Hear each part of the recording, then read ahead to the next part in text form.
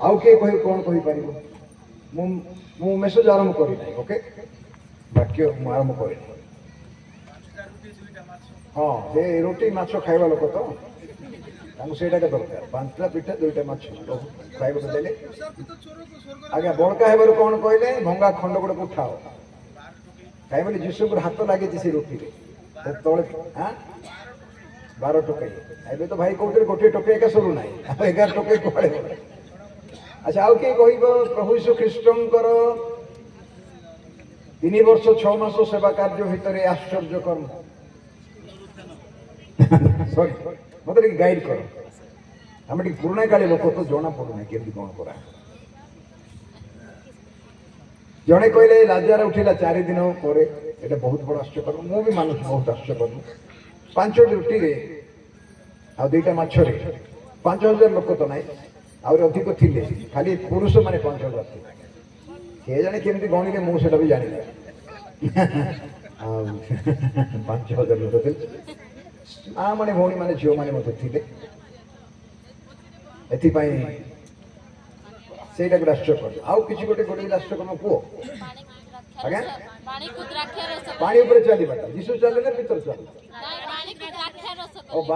द्राक्षर कहीं मामा तुम से कौ पीवा लोक थे बुझल कि नहीं यहाँ धरिकी से जीशु तो कहते द्राक्ष रस बोल पीवा आरंभ कर यहाँ गोटे आश्चर्य कर्म कहले आम झील कहले अच्छा आउ किए अच्छे आउ कौन कह आज्ञा एटा किए बांछा कौच ना कि ना किए से भाई अच्छा पुओ कहते अच्छा वेरी गुड वंडरफुल जीशु अनेक आश्चर्य कर्म करे समुद्र पर चलिए पितर को चलिए कहले कुष्ठी मान सूची कले अंध मान देखा शक्ति देते सब किसी कले कौन से विश्व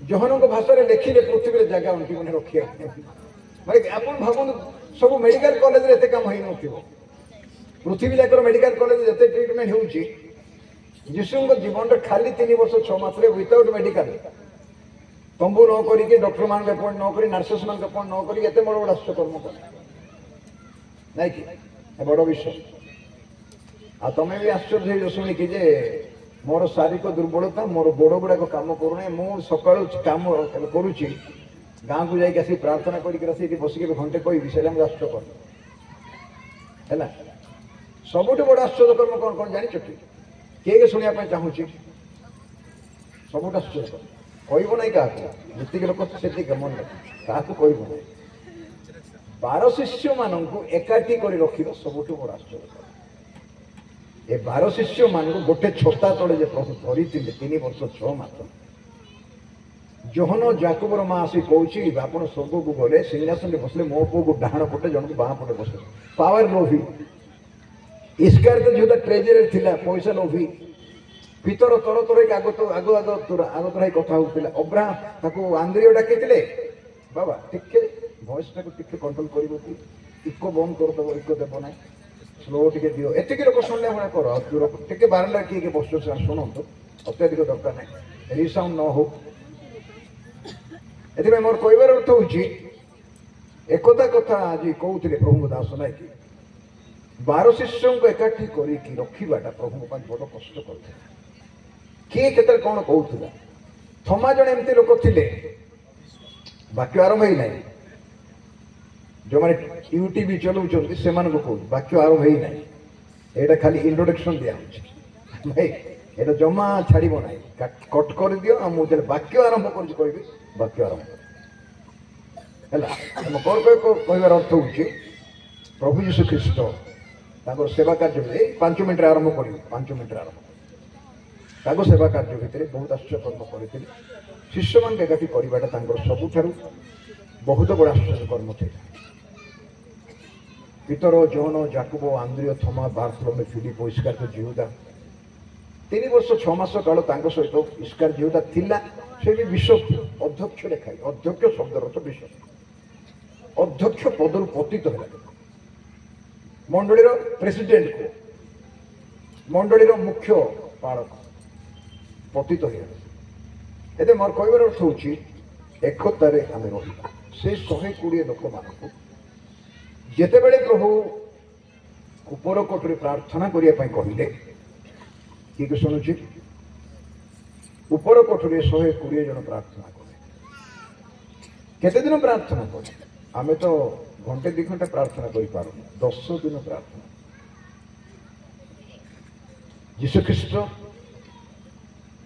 ପୁନରୁତ୍ଥିତ ହେଲା ପରେ 40 ଦିନ ଜଗତ ରହିଲେ, ଅନେକଙ୍କୁ ଦର୍ଶନ ଦେଲେ, କଥାବାର୍ତ୍ତା କଲେ, ଖାଇଲେ ପିଇଲେ, ପ୍ରଭୁଙ୍କ ଈଶ୍ୱରଙ୍କ ରାଜ୍ୟ କଥା କହିଲେ।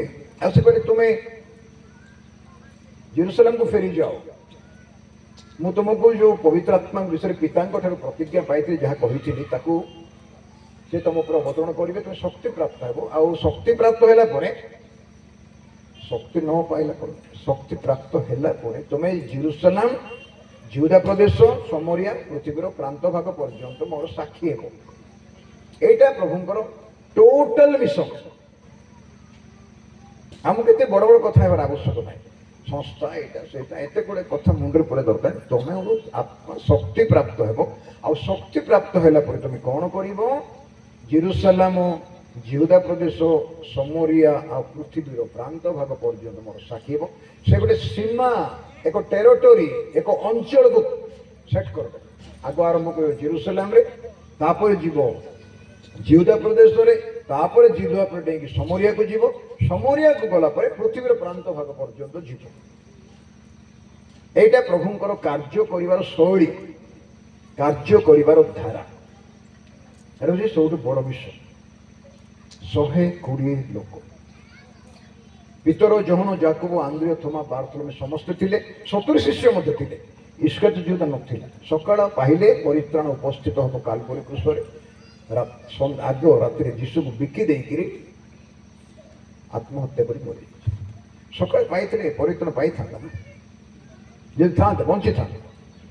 ପିତର ଅନୁତାପ କରି 3 ଥର ସ୍ପ୍ରେ କଲେ, ରାଣ ପକାଇ ଶପଥ ଦେଇ କରି ସେ ଲୋକକୁ ମୁଁ ଜାଣିନି। ଇସ୍କାରିଓତ ଯିହୁଦା ସମସ୍ତଙ୍କ ସାମ୍ନାରେ ସ୍ୱୀକାର କଲା, ହେ ଗୁରୁ ବୋଲି ଚୁମ୍ବନ ଦେଲା। ପିତର ଅସ୍ୱୀକାର କଲା, ଯିହୁଦା ସ୍ୱୀକାର ହେଲା। সিদ্ধান্ত ভুল নেই, আত্মহত্যা কলা, সুইসাইড কলা। পিতর অনুতাপ করে ফেরে। সে প্রথম শিষ্য নাই, আন্দ্রিয় তাঙ্কু আনিଥିଲେ, তাঙ্কু প্রথম শিষ্য করা। আমি যেতবে গণুছু না ধরুছু, কোন কৌছু? পিতর, যোহন, যাকোব, আন্দ্রিয়। আমি কোন যোহন, আন্দ্রিয় বা যাকোব কো? আমি কই পিতর, যোহন, যাকোব। সিরিয়াল আমি ডাকি। ଏ 12 ଶିଷ୍ୟମାନଙ୍କ ମଧ୍ୟରେ ମୁଖ୍ୟ କରାଗଲା। ଆଜି ମଧ୍ୟ ତାଙ୍କୁ ଆମେ ଗୁରୁ ବୋଲି କହୁନୁ। ଆଜି ମଧ୍ୟ ପିତର ଶିଷ୍ୟ, ଶିଷ୍ୟ ବୋଲି କହୁଛନ୍ତି ନାହିଁ। ପାଷ୍ଟର ଆମେ କହିଲେ ଶିଷ୍ୟ ବୋଲି। ଗୁରୁ ହେବା ପାଇଁ ଚେଷ୍ଟା କର ନାହିଁ, ଶିଷ୍ୟ ହେଇକି ରୁହ, ତେବେ ଶିଖିବ। ଯେ ଗୁରୁ ହେଲି ବୋଲି ଭାବିଲା, ସବୁ ଜାଣିଛି, ମୋଠୁ କିଏ ଜାଣିନାହାନ୍ତି ବୋଲି କିଏ ଭାବିଲା, ତାର ପତନ ସେଇଦିନ ଆରମ୍ଭ ହେଲା। ତାର ପତନ ସେଇଦିନ ଆରମ୍ଭ ହେଲା। କର ନାହିଁ ପ୍ରଭୁ ମତେ ବଡ଼ ସମୁଦ୍ର, କର ପ୍ରଭୁ ମତେ ବାଟ ପାଖର ଝର। ଆକାଶର ଚଢ଼େଇ ମାନେ ହେଲେ ପାଣି ପିଇବେ, ବାଟ ହେଲେ ପାଣି ପିଇବେ, ସମୁଦ୍ର ପାଣି କିଏ ପିଇବେ? ବଡ଼ ହେବା ପାଇଁ ଚେଷ୍ଟା କର, କ୍ଷୁଦ୍ର ହେଇକି ରୁହ। ତମେ ଯେତେ କ୍ଷୁଦ୍ର ହେଇପାରିବ, ପ୍ରଭୁ ତମକୁ ସେତେ ଉପରକୁ ଉଠେଇବେ।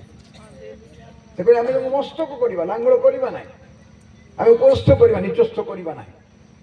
ଯୋଉ ଜାଗାରେ ପ୍ରଭୁ ଆପଣଙ୍କୁ ରଖିଛନ୍ତି ସେଇ ଜାଗାରେ ରୁହ। ମତେ ଯୋଉଠି ରଖିଛନ୍ତି ମୁଁ ସେଇ ଜାଗାରେ ରହିବି। ଆହ୍ୱାନ କଥା ଶୁଣୁଛୁ, ଆହ୍ୱାନ ଯୋଉଟା ପାଇଛୁ ସେ ଆହ୍ୱାନରେ ରହିବା। 120 ଲୋକ 10 ଦିନ ପ୍ରାର୍ଥନା କଲେ। ଆଉ 10 ଦିନ ପ୍ରାର୍ଥନା କଲେ, ଗୋଟିଏ ଜାଗାରେ ଥିଲେ, ଗୋଟିଏ ସଙ୍ଗରେ ଥିଲେ, ଏକ ଚିତ୍ତରେ ଥିଲେ, ଏକ ମନରେ ଥିଲେ, କିନ୍ତୁ ପବିତ୍ର ଆତ୍ମା ଆସିନଥିଲେ। 10 ଦିନ ପରେ ଆସିନଥିଲେ। ଯେତେବେଳେ ସେମାନେ ଏକଚିତ ହେଲେ, ହୃଦୟ ମିଶିଗଲା। ଜାଗା ତ ଗୋଟିଏ ଜାଗାରେ ବସିଛୁ ସମସ୍ତେ, ଏକ ସଙ୍ଗରେ ବସିଛୁ, ଏକ ଜାଗାରେ ବସିଛୁ, ଏକାଠି ବସିଛୁ, ପାଖରେ ପାଖରେ ବସିଛୁ। ଏତେ ଜଣ ଲୋକ ଯେତିକି ବସିଛୁ, ସେତିକି ଲୋକଙ୍କର ହୃଦୟ ଏକଚିତ କି? ତମ ପାଖରେ ଯୋଉ ଝିଅଟା, ଭଉଣୀଟା ବସିଛି, ତମେ ତା ସହ ଏକ ମନ କି? ତମ ପାଖରେ ଯୋଉ ମା ବସୁଛନ୍ତି, ତାଙ୍କ ସହ ଏକ ମନ। ତମ ପାଖରେ ଯୋଉ ଭାଇ ବସୁଛନ୍ତି, କି ପାଳକ ବସୁଛନ୍ତି, କି ଡିକନ ବସୁଛନ୍ତି, କି ଉଦ୍ୟୋଗୀ ସମିତି, କି ତମେ ୟୁଥ ମିଟିଂର କି ମା ମାନେ, ମହିଳା ସଭା, ଏକଚିତ କି? ମଣ୍ଡଳୀ ଆଜି ଏକଚିତ। ଏକଚିତ ହେବ, ପବିତ୍ର ଆତ୍ମା କାର୍ଯ୍ୟ କରିବ। Simple to very simple. এটা ଅତି ସରଳ କଥା। ଏକଚିତ ଯଦି ମଣ୍ଡଳୀ ହେଇପାରିଲା, ତାହେଲେ ପବିତ୍ର ଆତ୍ମା କାର୍ଯ୍ୟ କରିବ। 10 ଦିନ ପରେ ପବିତ୍ର ଆସିନଥିବ। ପେଣ୍ଟିକୋଷ୍ଟ ଦିବସ ଦିନ ତମେ ଭାବନି ଯେ ପେଣ୍ଟିକୋଷ୍ଟ ଡେ ଆସିବାର ପବିତ୍ର ଆତ୍ମା ନାଇଁ, ସେଥିପାଇଁ ନାଇଁ, ଏକ ଚିତ୍ତ ହେବାର ଆସେ। 10 ଦିନ ଲାଗିଲା। ପେଣ୍ଟିକୋଷ୍ଟ ଶବ୍ଦର ଅର୍ଥ 50ତମ ଦିବସ, ପ୍ରଥମ ବଡ଼ ଉତ୍ସର୍ଗ କରାଯାଏ, ସେଦିନ ସେ ଆସିବ। ସେଦିନଠାରୁ ଆସିଛନ୍ତି। ଆମେ କ'ଣ ଗୀତ ଗାଉଛୁ? ପବିତ୍ର ଆତ୍ମା ବୋଲିବ। କ'ଣ ଗଛରେ ବସୁଛନ୍ତି ଶାନ୍ତି କପତ ଉଡ଼ିକି ଆସିବେ? ଯୋଉଦିନ ଆପଣ ମାନେ ପରିତ୍ରାଣ ପାଇଲେ, କିଏ କିଏ ପରିତ୍ରାଣ ପାଇଛି? ଯୀଶୁ ଖ୍ରୀଷ୍ଟଙ୍କୁ ବ୍ୟକ୍ତିଗତ ତ୍ରାଣକର୍ତ୍ତା ବୋଲି ଗ୍ରହଣ କରିଛି। ହାତ ଉଠାନ୍ତୁ ଦେଖିବେ କାହିଁକି ଭଲରେ ଭଲରେ ଏଇଟା ବୁଝନ୍ତୁ। ହାତ ଉଠାନ୍ତୁ ଠିକ। ଯଦି ପ୍ରଭୁଙ୍କୁ ଉଦ୍ଧାରକର୍ତ୍ତା, ପରିତ୍ରାଣକର୍ତ୍ତା, ପାପ କ୍ଷମାକାରୀ ବୋଲି ଆମେ ଜାଣିଛୁ, ସେଇଦିନ ଯେତେବେଳେ ପରିତ୍ରାଣର ଅନୁଭବ ପାଇଲୁ, ମୁଁ ବାପ୍ତିସ୍ମ କଥା କହୁନାହିଁ, ପରିତ୍ରାଣ ଅନୁଭବ ପାଇଲୁ, ପ୍ରଭୁ ମୋର ତ୍ରାଣକର୍ତ୍ତା, ମାଲିକ, ଉଦ୍ଧାରକର୍ତ୍ତା ଜାଣିଲୁ, ସେଇଦିନ ହିଁ ପବିତ୍ର ଆତ୍ମା ତମ ଭିତରକୁ ଆସିକି ଅଛନ୍ତି। ଯାଇକି ଆସନ୍ତି ନାହିଁ, ସେ ଟେମ୍ପରାରୀ ଗେଷ୍ଟ ନୁହନ୍ତି, ଯାଆନ୍ତି ଆସନ୍ତି। ଏବେ ମୁଁ ଆସିଲି, ଗେଷ୍ଟ ତ ମୁଁ ନାହିଁ, ମୁଁ ସଦାବେଳେ ଜଳତାର ଗାଁକୁ ଗାଇବାକୁ ମୋ ନିଜର ଗାଁ ବୋଲି ଭାବେ। ସବୁଥିରେ କହିଛି ମଧ୍ୟ ବଡ଼ ବଡ଼ ମିଟିଂ ମାନେ ମୋର 2ଟା ଗାଁ ଅଛି ଯୋଉଠିକି ମୁଁ ନିଜ ଲୋକ ବୋଲି ଭାବେ ନାହିଁ। ଅନ୍ୟମାନେ ମୋର ଲୋକ ନାହିଁ ବୋଲି କହୁନାହିଁ, କ୍ଷମା କରିବ ଆପଣ, ଖୋଲା ମଣ୍ଡଳୀ ଲୋକ ଦୟାକରି କ୍ଷମା କର, ମୁଁ ସେମିତି କହୁନାହିଁ। ମୁଁ ଏତେ ପ୍ରଭୁ ଏଇ ଅଞ୍ଚଳରେ ଏମିତି ଜାଗା ଏ ମଣ୍ଡଳୀ ବ୍ୟବହାର କଲେ ମୋର ସମ୍ପର୍କ ଟିକେ ଆଉ ଟିକେ ଅଧିକ ରହିଗଲା। ମୁଖାପେକ୍ଷା କରୁନାହିଁ, ସେଇଟା ମୋତେ କହିଦେଉଛି। ଆପଣ ଭାବନ୍ତି ଟିକେ ଭାଇ ମୁଖାପେକ୍ଷା ନାହିଁ, ମୁଖାପେକ୍ଷା କରୁନାହିଁ, ମୁଁ ସମସ୍ତଙ୍କୁ ପ୍ରେମ କରେ, କିନ୍ତୁ এই ଗାଁ ମାନଙ୍କ ପ୍ରତି ଗୋଟେ ମୋର ଦୁର୍ବଳତା ରହିଯାଇଛି, ନ ଆସିଲେ ମୋତେ।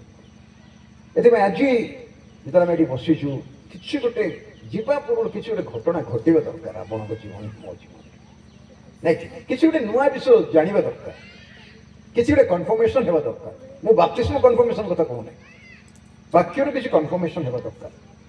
এটা ଅତି ଗୁରୁତ୍ୱପୂର୍ଣ୍ଣ ବିଷୟ। ସେ 120 ଲୋକଙ୍କ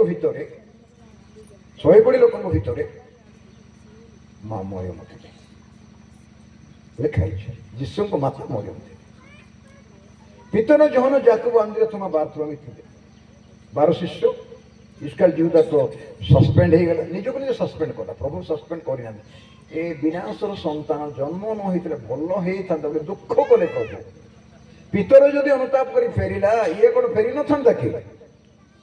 ପ୍ରଭୁ ଭୁଲ କରି ବିକିଦେଲେ, କ୍ଷମା କର କହିଥାନ୍ତା ପଦେ ବୋଲି, ସେମିତି ଶିଷ୍ୟ ରହିଥାନ୍ତା। ଆମେ ମଧ୍ୟ ତାକୁ ପ୍ରେରିତ ଯୀଶୁ ଇସ୍କାରିୟୋତ ଯିହୁଦା କହୁଥାନ୍ତୁ, କିନ୍ତୁ ସେ ନିଜକୁ ନିଜେ କ'ଣ କଲା? ରିଜେନ୍ ଦେଇଦେଲା, ଟିମ୍ରୁ ଛାଡ଼ିକି ପଳେଇଲା। ପୁରାତନ ନିୟମରେ ସାଉଲ, ନୂତନ ନିୟମରେ ଇସ୍କାରିୟୋତ ଯିହୁଦା, ପୁରାତନ ନିୟମରେ ଦାଉଦ, ନୂତନ ନିୟମରେ ପିତର। ଧାର୍ମିକ 7 ଥର ପଡ଼ିଲେ ଉଠିବ, ଧାର୍ମିକ ଭ୍ରାନ୍ତ ହେଲେ ଉଠିପାରିବ। ପିତର ପତିତ ଭ୍ରାନ୍ତ ହେଇନାହାନ୍ତି, ପଡ଼ିଗଲେ। 3 ଥର ସ୍ୱୀକାର କଲେ। ପିତର ସେ ରାତିରେ 7 ଥର ସ୍ୱୀକାର କଲେ। ଆକ୍ସନରେ 4 ଥର, କଥାରେ 3 ଥର, 7 ଥର ହେଲା। ଦାଉଦ ରାଜା ଏତେ ହୃଦୟର ମନର ମତ ବ୍ୟକ୍ତି ବୋଲି ଲେଖାଇଛି। ସେ ପ୍ରଭୁଙ୍କ ଦାସ ବ୍ୟଭିଚାରୀ ପଡ଼ିଗଲେ। ବ୍ୟବସ୍ଥା ଅନୁଯାୟୀ ପଥର ଫୋପାଡ଼ିକି ମାରିଦେଲେ। ଏମିତି ଅନୁତାପ କଲେ ଯେ ସେ ପ୍ରଭୁ ତାଙ୍କୁ ଶେଷରେ କହିଲେ, ମୋର ମନର ମତ ବ୍ୟକ୍ତି, ମ୍ୟାନ୍ ଅଫ୍ ମାଇ ହାର୍ଟ। ଆଶ୍ଚର୍ଯ୍ୟ କଥା ନାହିଁ। ସାଉଲ ରାଜା ବ୍ୟଭିଚାର କରିନାହାନ୍ତି, ସାଉଲ ରାଜା ଅନ୍ୟାୟ କରିନାହାନ୍ତି, କିନ୍ତୁ କ'ଣ କଲେ ଜାଣିଛନ୍ତି? ଭୁତୁଡ଼ିଆ ମାନଙ୍କ ପଛରେ ଗଲେ, ଗୁଳି ଗାରେଡ଼ି କଲେ, ପାଞ୍ଜି ଖୋଳି ଖୋଳି। ଏଥିପାଇଁ ସେ ଭ୍ରାନ୍ତ ହେଲେ। ଦାଉଦ ରାଜା ସେମିତି କରିନାହିଁ, ସେ ବହୁତ ବଡ଼ ବ୍ୟଭିଚାର କାମରେ ପଡ଼ିଗଲା। ଜଣକୁ ନରହତ୍ୟା ମଧ୍ୟ କରେଇଦେଲା, ତାର ସ୍ୱାମୀକୁ, ବେତ୍ସେବାର ସ୍ୱାମୀ। ତାକୁ କ୍ଷମା କରାହେଲା, ତାକୁ କ୍ଷମା କରିଦେଲେ। ଅନୁତାପ ଏତେ ଲେଭେଲକୁ ପଳେଇଗଲା, ପ୍ରଭୁ ରହିପାରିଲେ, କହିଲେ ମୋର ମନର ମତ ବ୍ୟକ୍ତି, ଯିଏକି ମୋର ହୃଦୟ ଯେମିତି ଚାହୁଁଛି ସେମିତି ଟାଇପର ଲୋକ, କିନ୍ତୁ ବ୍ୟବସ୍ଥା ତାକୁ କ୍ଷମା ଦେଇପାରିବ ନାହିଁ। ବ୍ୟବସ୍ଥାରେ ସେ ପଥର ଦ୍ୱାରା ମରିବା କଥା। ପିତର ଅନୁତାପ କରି ଫେରିଲେ, ଅସ୍ୱୀକାର କଲେ, ରାଣ ଦେଇ ଶପଥ କରି କହିଲେ, ମୁଁ ତାକୁ ଜାଣି ନାହିଁ। ଇସ୍କାରିୟୋତ ଯିହୁଦା ସବୁ ମେଣ୍ଟେନ୍ କରୁଥିଲା, ମ୍ୟାନେଜ କରୁଥିଲା, କିନ୍ତୁ ସେ ସିଦ୍ଧାନ୍ତ ଭୁଲ କଲା। এই 120 ଲୋକଙ୍କ ଭିତରେ ମା ମରିୟମ ଥିଲେ। 120 ଲୋକଙ୍କ ଭିତରେ 11ଟା ଶିଷ୍ୟ, ନୂଆ ଶିଷ୍ୟ 12 ଜଣ ଥିଲେ, 70 ଶିଷ୍ୟ ମଧ୍ୟ ଥିଲେ।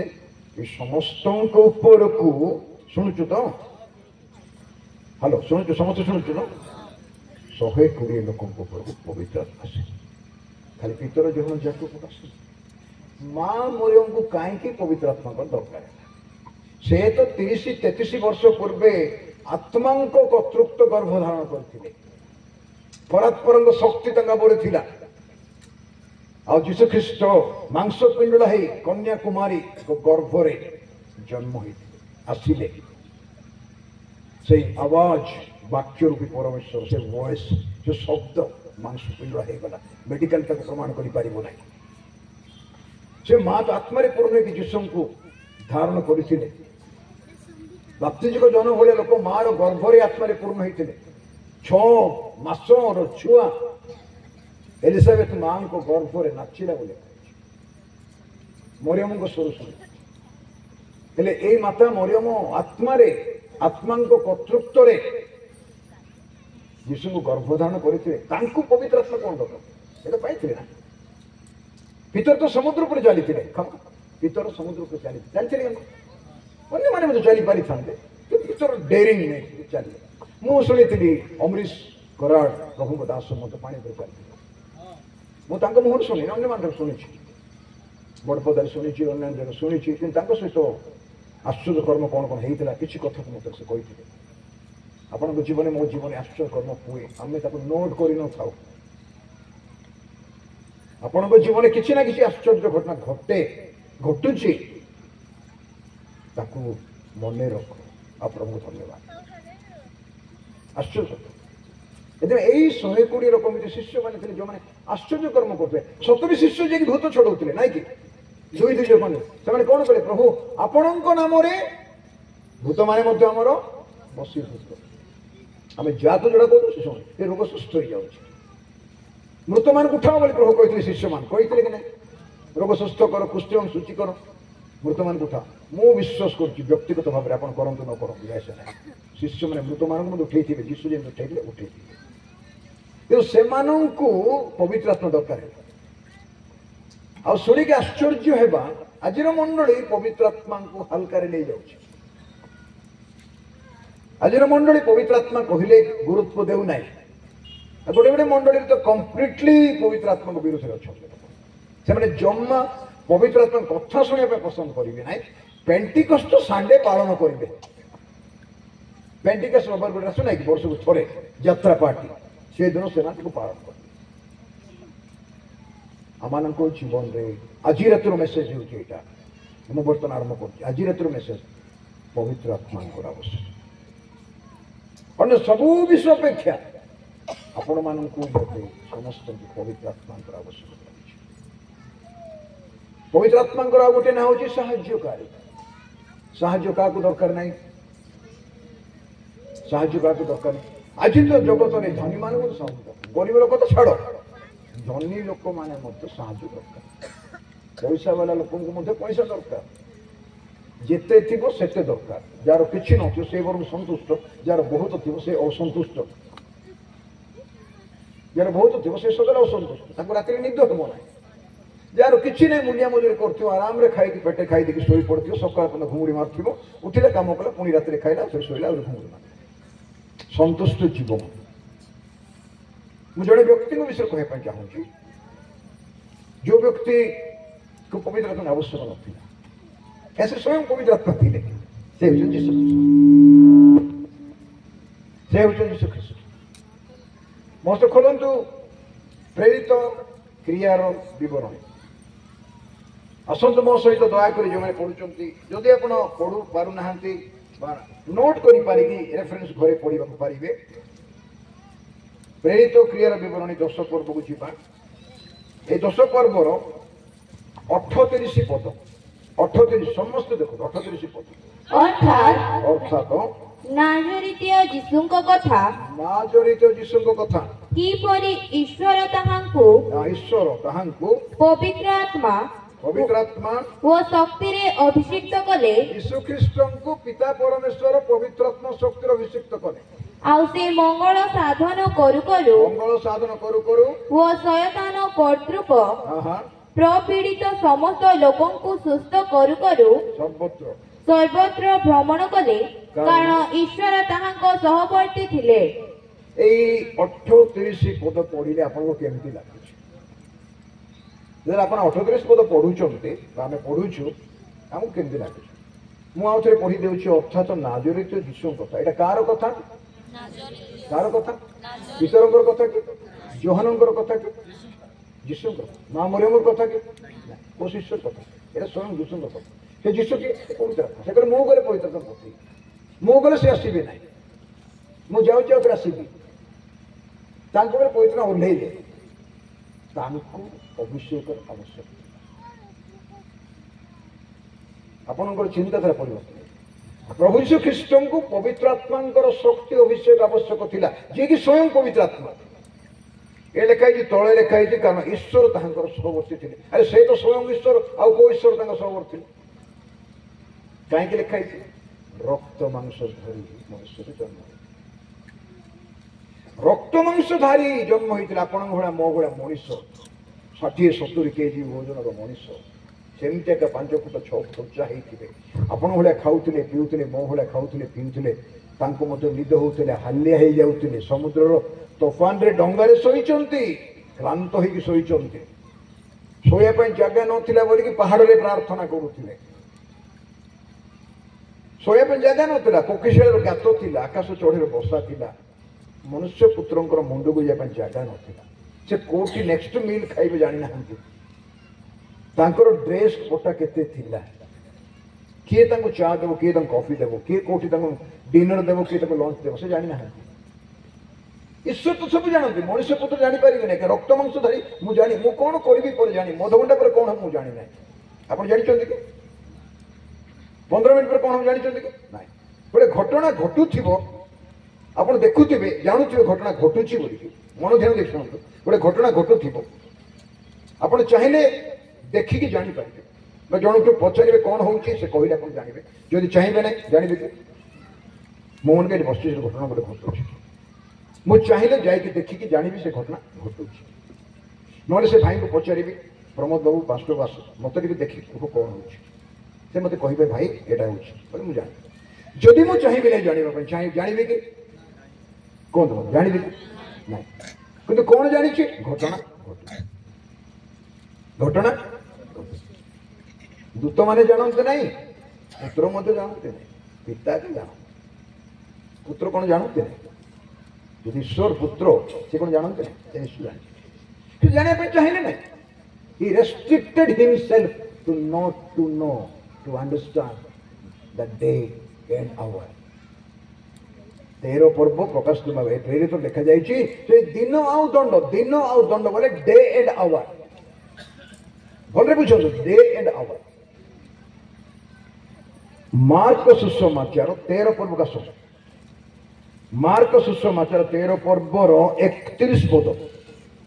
କେତେ ପଦ? ଆକାଶ ଓ ପୃଥିବୀ ଲୋପ ପାଇବ। ଆକାଶ ପୃଥିବୀ ଲୋପ ପାଇବ। ଏ କଥା କହିବା ପାଇଁ ପ୍ରଭୁ ଏ କଥା କହିଲେ ଯେ ଆକାଶ ପୃଥିବୀ କଥା କହି ପକାଇଲେ।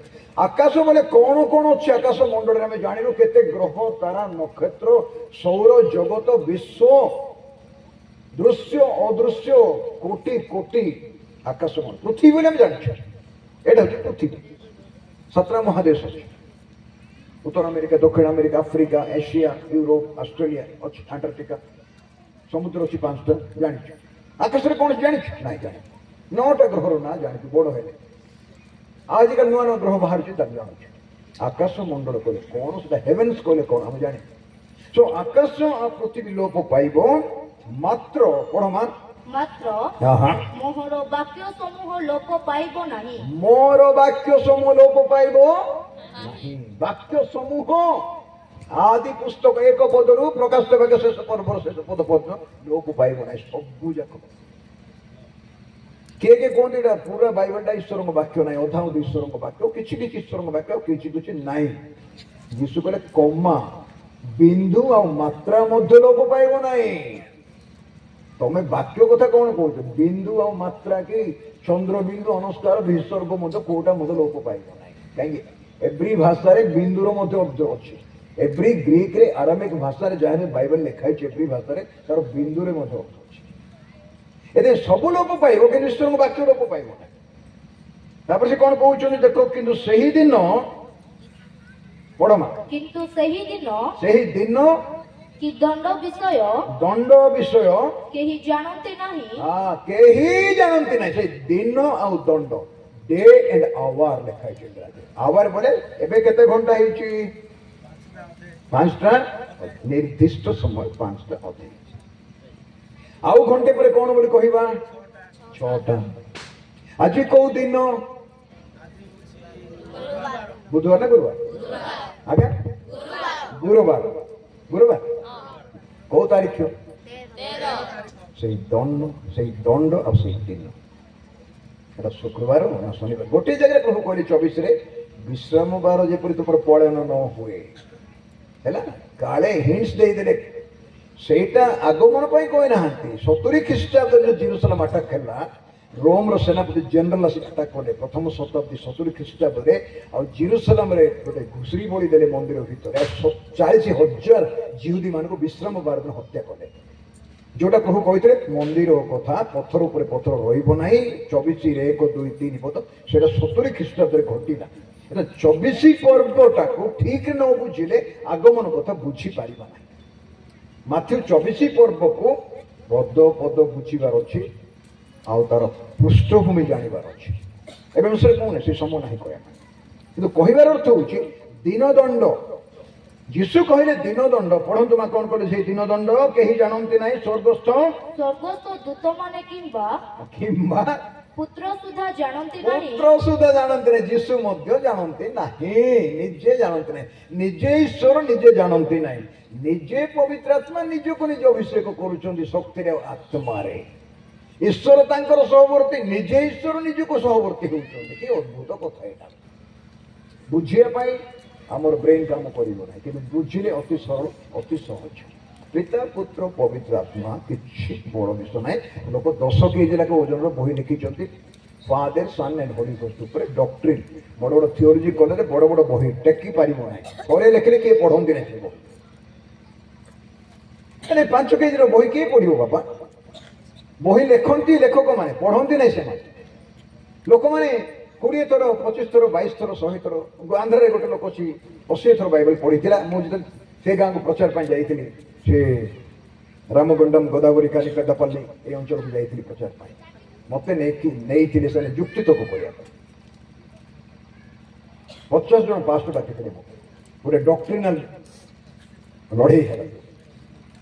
ସେ ଯୋଉ 80 ଥର ବାଇବେଲ ପଢ଼ିଛି, ସେ ଯୋଉଟା ପ୍ରଚାର କରୁଥିଲା ଆଗମନ ସମ୍ବନ୍ଧରେ, ତାଙ୍କର ଶିଷ୍ୟମାନେ ମୋତେ ଡାକିଲେ। ଆମର ସେଇଟା ମୁଁ କହିବାର ଆବଶ୍ୟକ ନାହିଁ। କହିବାର ଅର୍ଥ ହେଉଛି ଅନେକ ସମୟରେ ଆମେ କିଛି ନ ବୁଝିକି ହଠାତ୍ ଯୁକ୍ତି ତର୍କ ଦିଅନ୍ତୁ। ସେ ଦିନଦଣ୍ଡ କେହି ଜାଣନ୍ତି ନାହିଁ। ପ୍ରଭୁଙ୍କୁ ଜାଣିବା ପାଇଁ কোনো ସମସ୍ୟା କିଛି ନାହିଁ। ମୁଁ ଏବେ କହୁଥିଲି ଘଟଣା ଗୋଟେ ଘଟୁଛି, ମୁଁ ଚାହିଁଲେ ସେ ଘଟଣା ଜାଣିପାରିବି, ମୁଁ ନ ଚାହିଁଲେ। ଯୀଶୁ ଚାହିଁଲେ କେମିତି ଚାହିଁଲେ ନାହିଁ? ସରଳ ଭାବରେ ଶୁଣନ୍ତୁ। ରକ୍ତ ମାଂସ ଧାରୀ ମନୁଷ୍ୟ ହେଇଥିବାରୁ ଚାହିଁଲେ ନାହିଁ, ପାରିଲେ ଯେ ବୁଝିପାରିଲେ ନାହିଁ। ଅନାଦି ଅନନ୍ତଙ୍କର ବ୍ୟକ୍ତିତ୍ୱ, ଅନାଦି ଅନନ୍ତଙ୍କ ପୁତ୍ର ତ ଜାଣିଛନ୍ତି ସବୁ ନା, କିନ୍ତୁ ରକ୍ତ ମାଂସ ଧାରୀ ହେଇକି ଜନ୍ମ ହୋଇଥିବାରୁ ସେ ଜାଣିପାରିଲେ, ନିଜକୁ ଶୂନ୍ୟ କରିଦେଲେ ଲେଖା ହେଇଛି।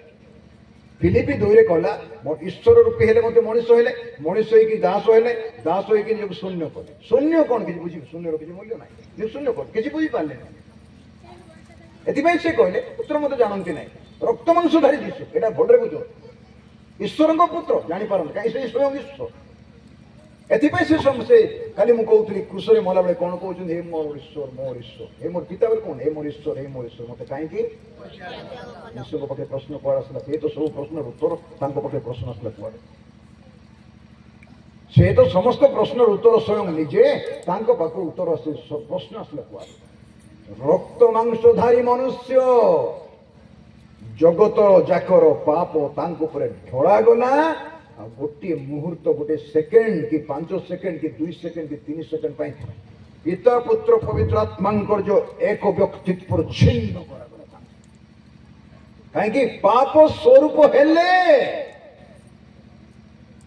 ପାପୀ ନଥିଲେ, ପାପର ବିନ୍ଦୁ କ୍ଲେଶ ନଥିଲା, କିନ୍ତୁ ପାପ ସ୍ୱରୂପ ହେଲେ। ଆଉ ଜଗତ ଯାକର ପାପ ଏଦନ ଉଦ୍ୟାନରୁ এই পৃথিবী ଯୋଉଦିନ ଶେଷ ହେବ, ଯୋଉ ପିଲାଟା ଜନ୍ମ ତାର ସମସ୍ତ ପାପ ଏକାଥରକେ, ଅତୀତର ପାପ, ବର୍ତ୍ତମାନର ପାପ, ଭବିଷ୍ୟତର ପାପ ଏକାଥରକେ କାଲବରୀ କ୍ରୁଶରେ ପେମେଣ୍ଟ ହେଇଗଲା।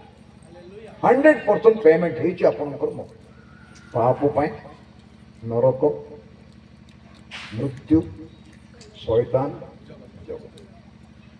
ଏକ ପାପ ମୃତ୍ୟୁ ନରକ ଶୈତାନ ପେମେଣ୍ଟ ହେଇଛି 100%।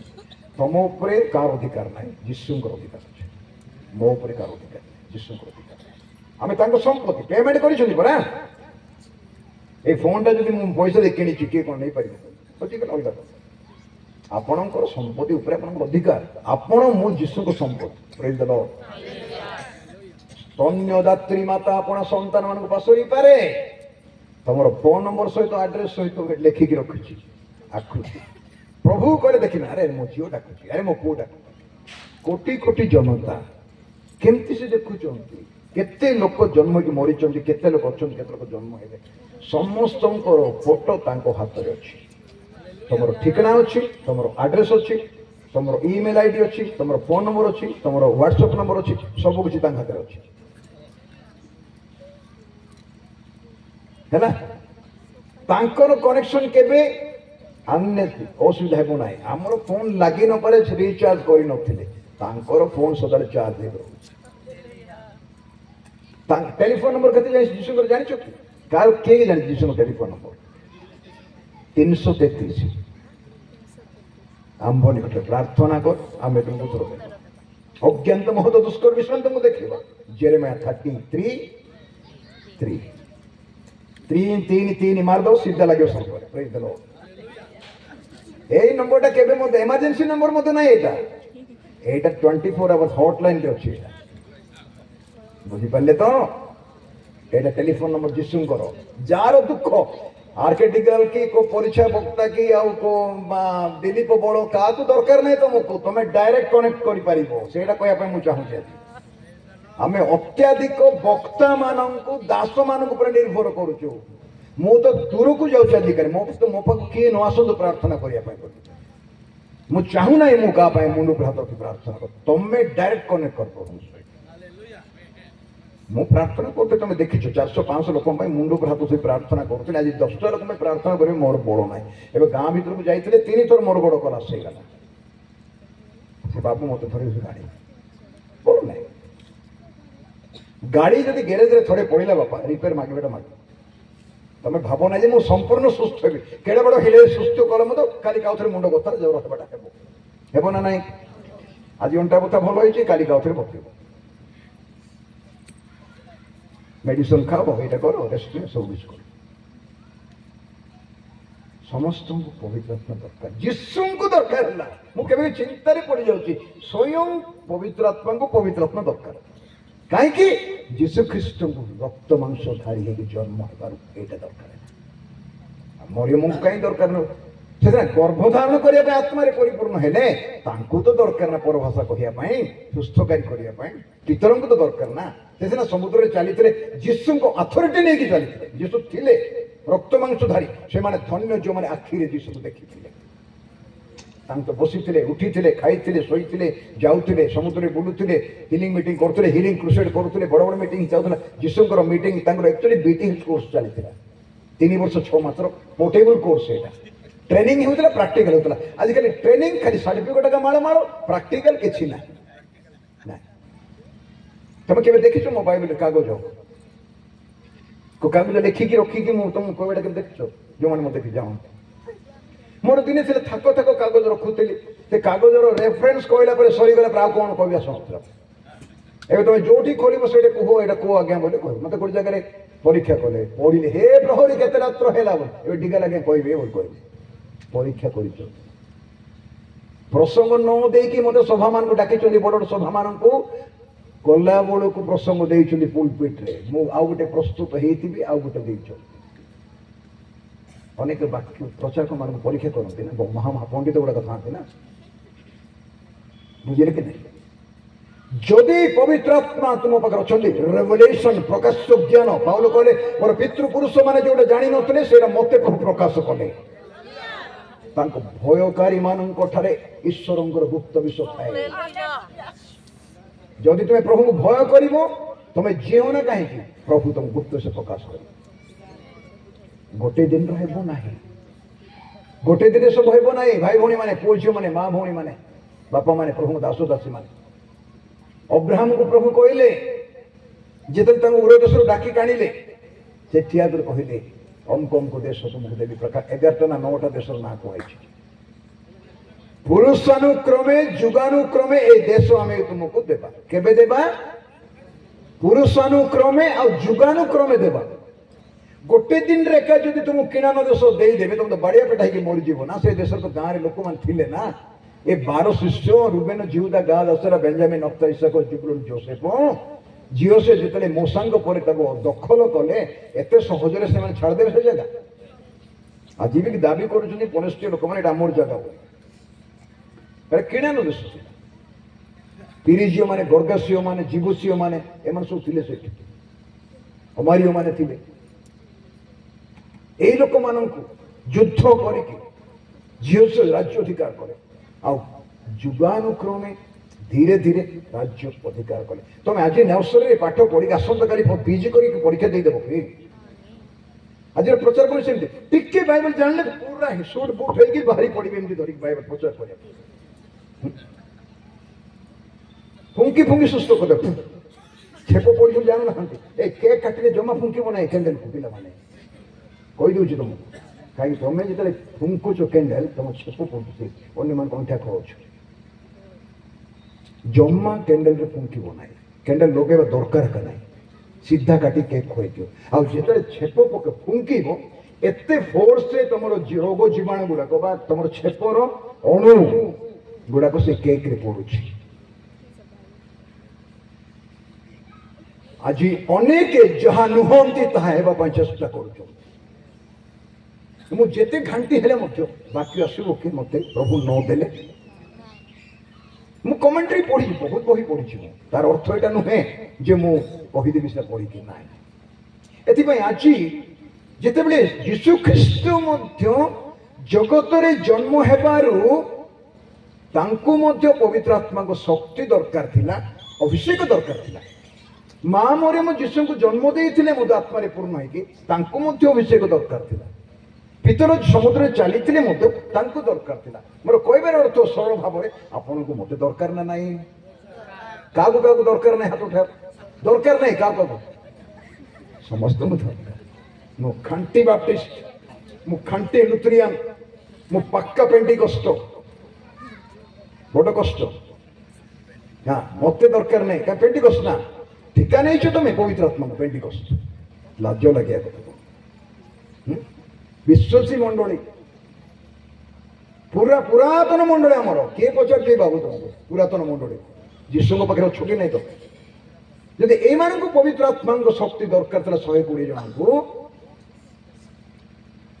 सुना की रूपा ना उठ चलो बोली चल सर गोटे मीटिंग रे बसी विदेश एमती बसी 3 नंबर लाइन रे बसी पछ 3 नंबर लाइन पछ को बस 3 नंबर लाइन रे गोटे माँ और 3टा झील बस गोटे प्रचारक आसिले पुलपिट को हजार हजार मिशनरी मैंने बस आश्वस्त से अनैले एमती कहले ये गोटे ब्लैक लेडी बसी कला स्त्री को बसी 3टा झील को धरिक बसी आश्वस्त कहले गीत नाई प्रार्थना नाई आरंभ नाई कि आमर जो अभ्यर्थना फभ्यर्थना सब करूनु कमे एटा नाई पटुआर बापा स्वर्ग राज्य रे 24 प्राचीन 4 प्राणी मुकुट गाड़ी की पाद तले थई देउचंती तमर एटी जे सब पटुआर दरकार नाई स्वर्ग रे एकमात्र अनादि अनंत जहांकर व्यक्तित्व तार अर्थ मु श्रृंखला रे करिबा नाई बोली मु कहू नाई क्षमा करनु मते सब श्रृंखला दरकार आश्वासी कहले जने माँ अछंती जने लेडी अछंती न्यूयॉर्क शहर आछंती 3टा झील तांकर 16टा दांत एक्सीडेंट रे पड़ी जाईची प्रभु जीशु कहउछन तांको 16टा दांत बर्तन दे जीशु नाम रिसीव द न्यू टीथ कहले दांत ग्रहण कर कहू तांकर जो लगई थे दांत तळे पड़ी नुआ दांत मो आखिर देख से दिन प्राय 220-30 लोक नुआ दांत होला पोको दांत नुआ हो गला जार दांत नथिले तार दांत बाहरी पड़ला जार दांत पड़ी जाइतिला ऑपरेशन करे करे से नुआ दांत बाहर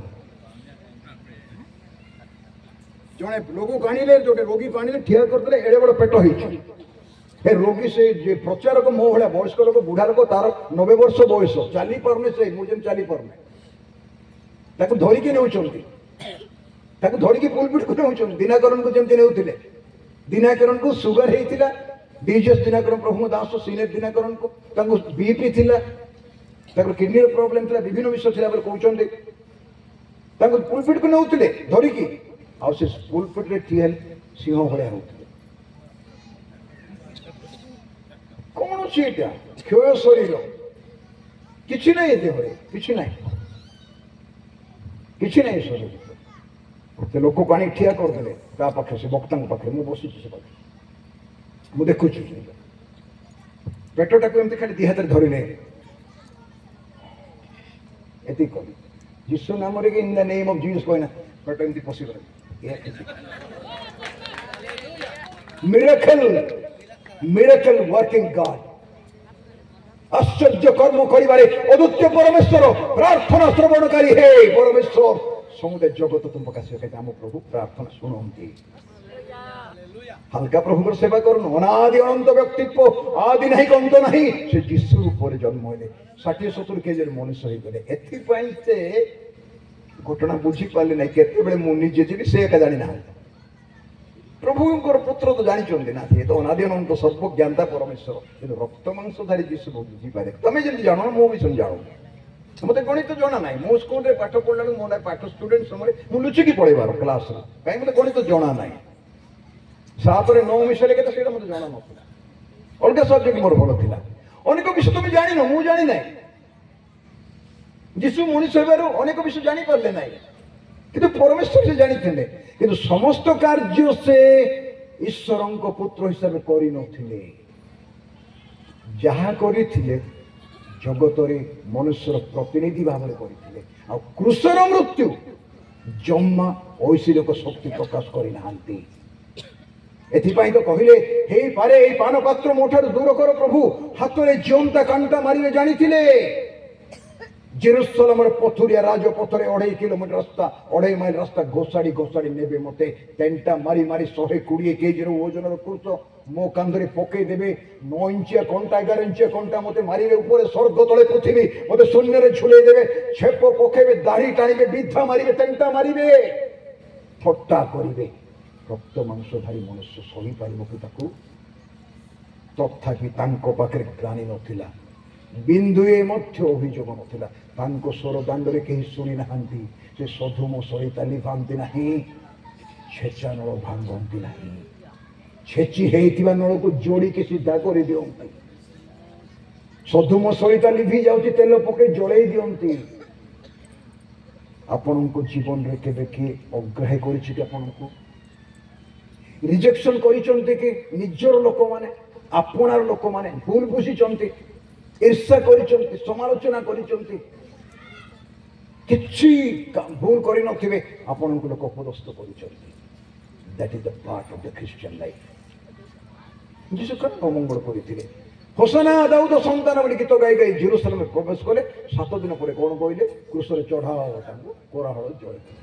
ସେମାନେ ଯେଉଁମାନେ ଗଧ ଉପରେ ବସେଇକି ଖଜୁରୀ ବାହୁଙ୍ଗା ଧରିକି ହୋସାନା ଦାଉଦ ସନ୍ତାନ ପାଟି କରି କରି ଗୀତ ଗାଇ ଗାଇ ଡେଙ୍ଗି ଡେଙ୍ଗି ନାଚୁଥିଲେ, ସେମାନେ ଯୀଶୁ କହିଲେ ସମସ୍ତେ କହିଲେ କ୍ରୁଶରେ ଚଢାଅ।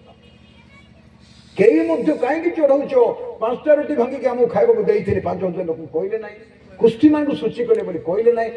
ରାଜାକୁ ଉଠେଇଥିଲେ ବୋଲି କହିଲେ, ଗୋଟେ ଲୋକକୁ କହିଲେ ନାହିଁ। କେହି କହିଲେ ସମସ୍ତେ ତ ମତେ ଛାଡି ପଳେଇବ ବୋଲି ଯୀଶୁ କହିଲେ। ସମୟ ଆସିବ ତମେ ଏକଲା ଠିଆ ହେବ। ପ୍ରଭୁ ଯଦି ପାଖରେ ଥିବେ ଠିଆ ହେଇପାରିବ, ପ୍ରଭୁ ଯଦି ପାଖରେ ନଥିବେ ତମେ ଠିଆ ହେଇପାରିବ ନାହିଁ। ତାକୁ କୁହାଯାଏ ପ୍ରଭୁଙ୍କ ଲୋକ।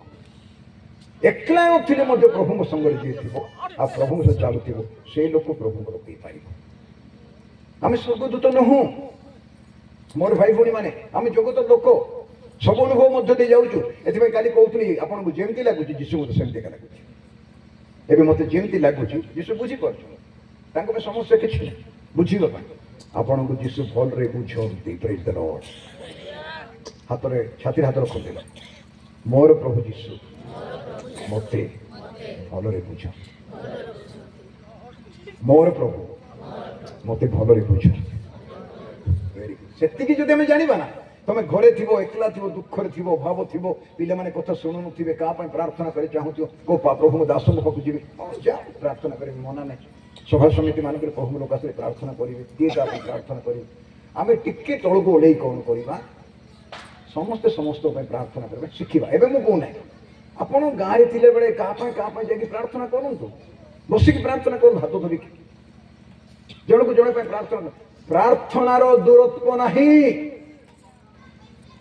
ପ୍ରାର୍ଥନାର କଟକ କେତେ ଦୂର ଏଠୁ ଯିବା ପାଇଁ ହେଲେ କଣ କରିବେ ଆଜ୍ଞା? ବସରେ ଯିବେ, ନହେଲେ ଟ୍ରେନରେ ଯିବେ, ନାଇଁ କି? କେତେ ସମୟ ଲାଗିବ? ଯଦି ଆପଣଙ୍କ ଭାଇ କି ପୁଅ କି ଝିଅ ଅଛନ୍ତି, ଆପଣ ଏଇଠୁ ପ୍ରାର୍ଥନା କରିପାରିବେ କି ନାହିଁ? ଏବେ ଏକା ପ୍ରାର୍ଥନା କରିପାରିବେ କି ନାହିଁ? ଯୀଶୁ ନାମରେ ମୁଁ ବାକ୍ୟ ପଠାଉଛି, ବାକ୍ୟ ଶୀଘ୍ର ଦୌଡ଼ଇ। କେତେ ଶୀଘ୍ର ମୁଁ କହିପାରିବି ନାହିଁ, ବାକ୍ୟ ଶୀଘ୍ର ଦୌଡ଼ଇ। ଏଥିପାଇଁ ସୁସ୍ଥକାରୀ ବାକ୍ୟ ତୁମେ ପଢିବ। ଯିଶାୟ 54 ପର୍ବ, 53 ପର୍ବ।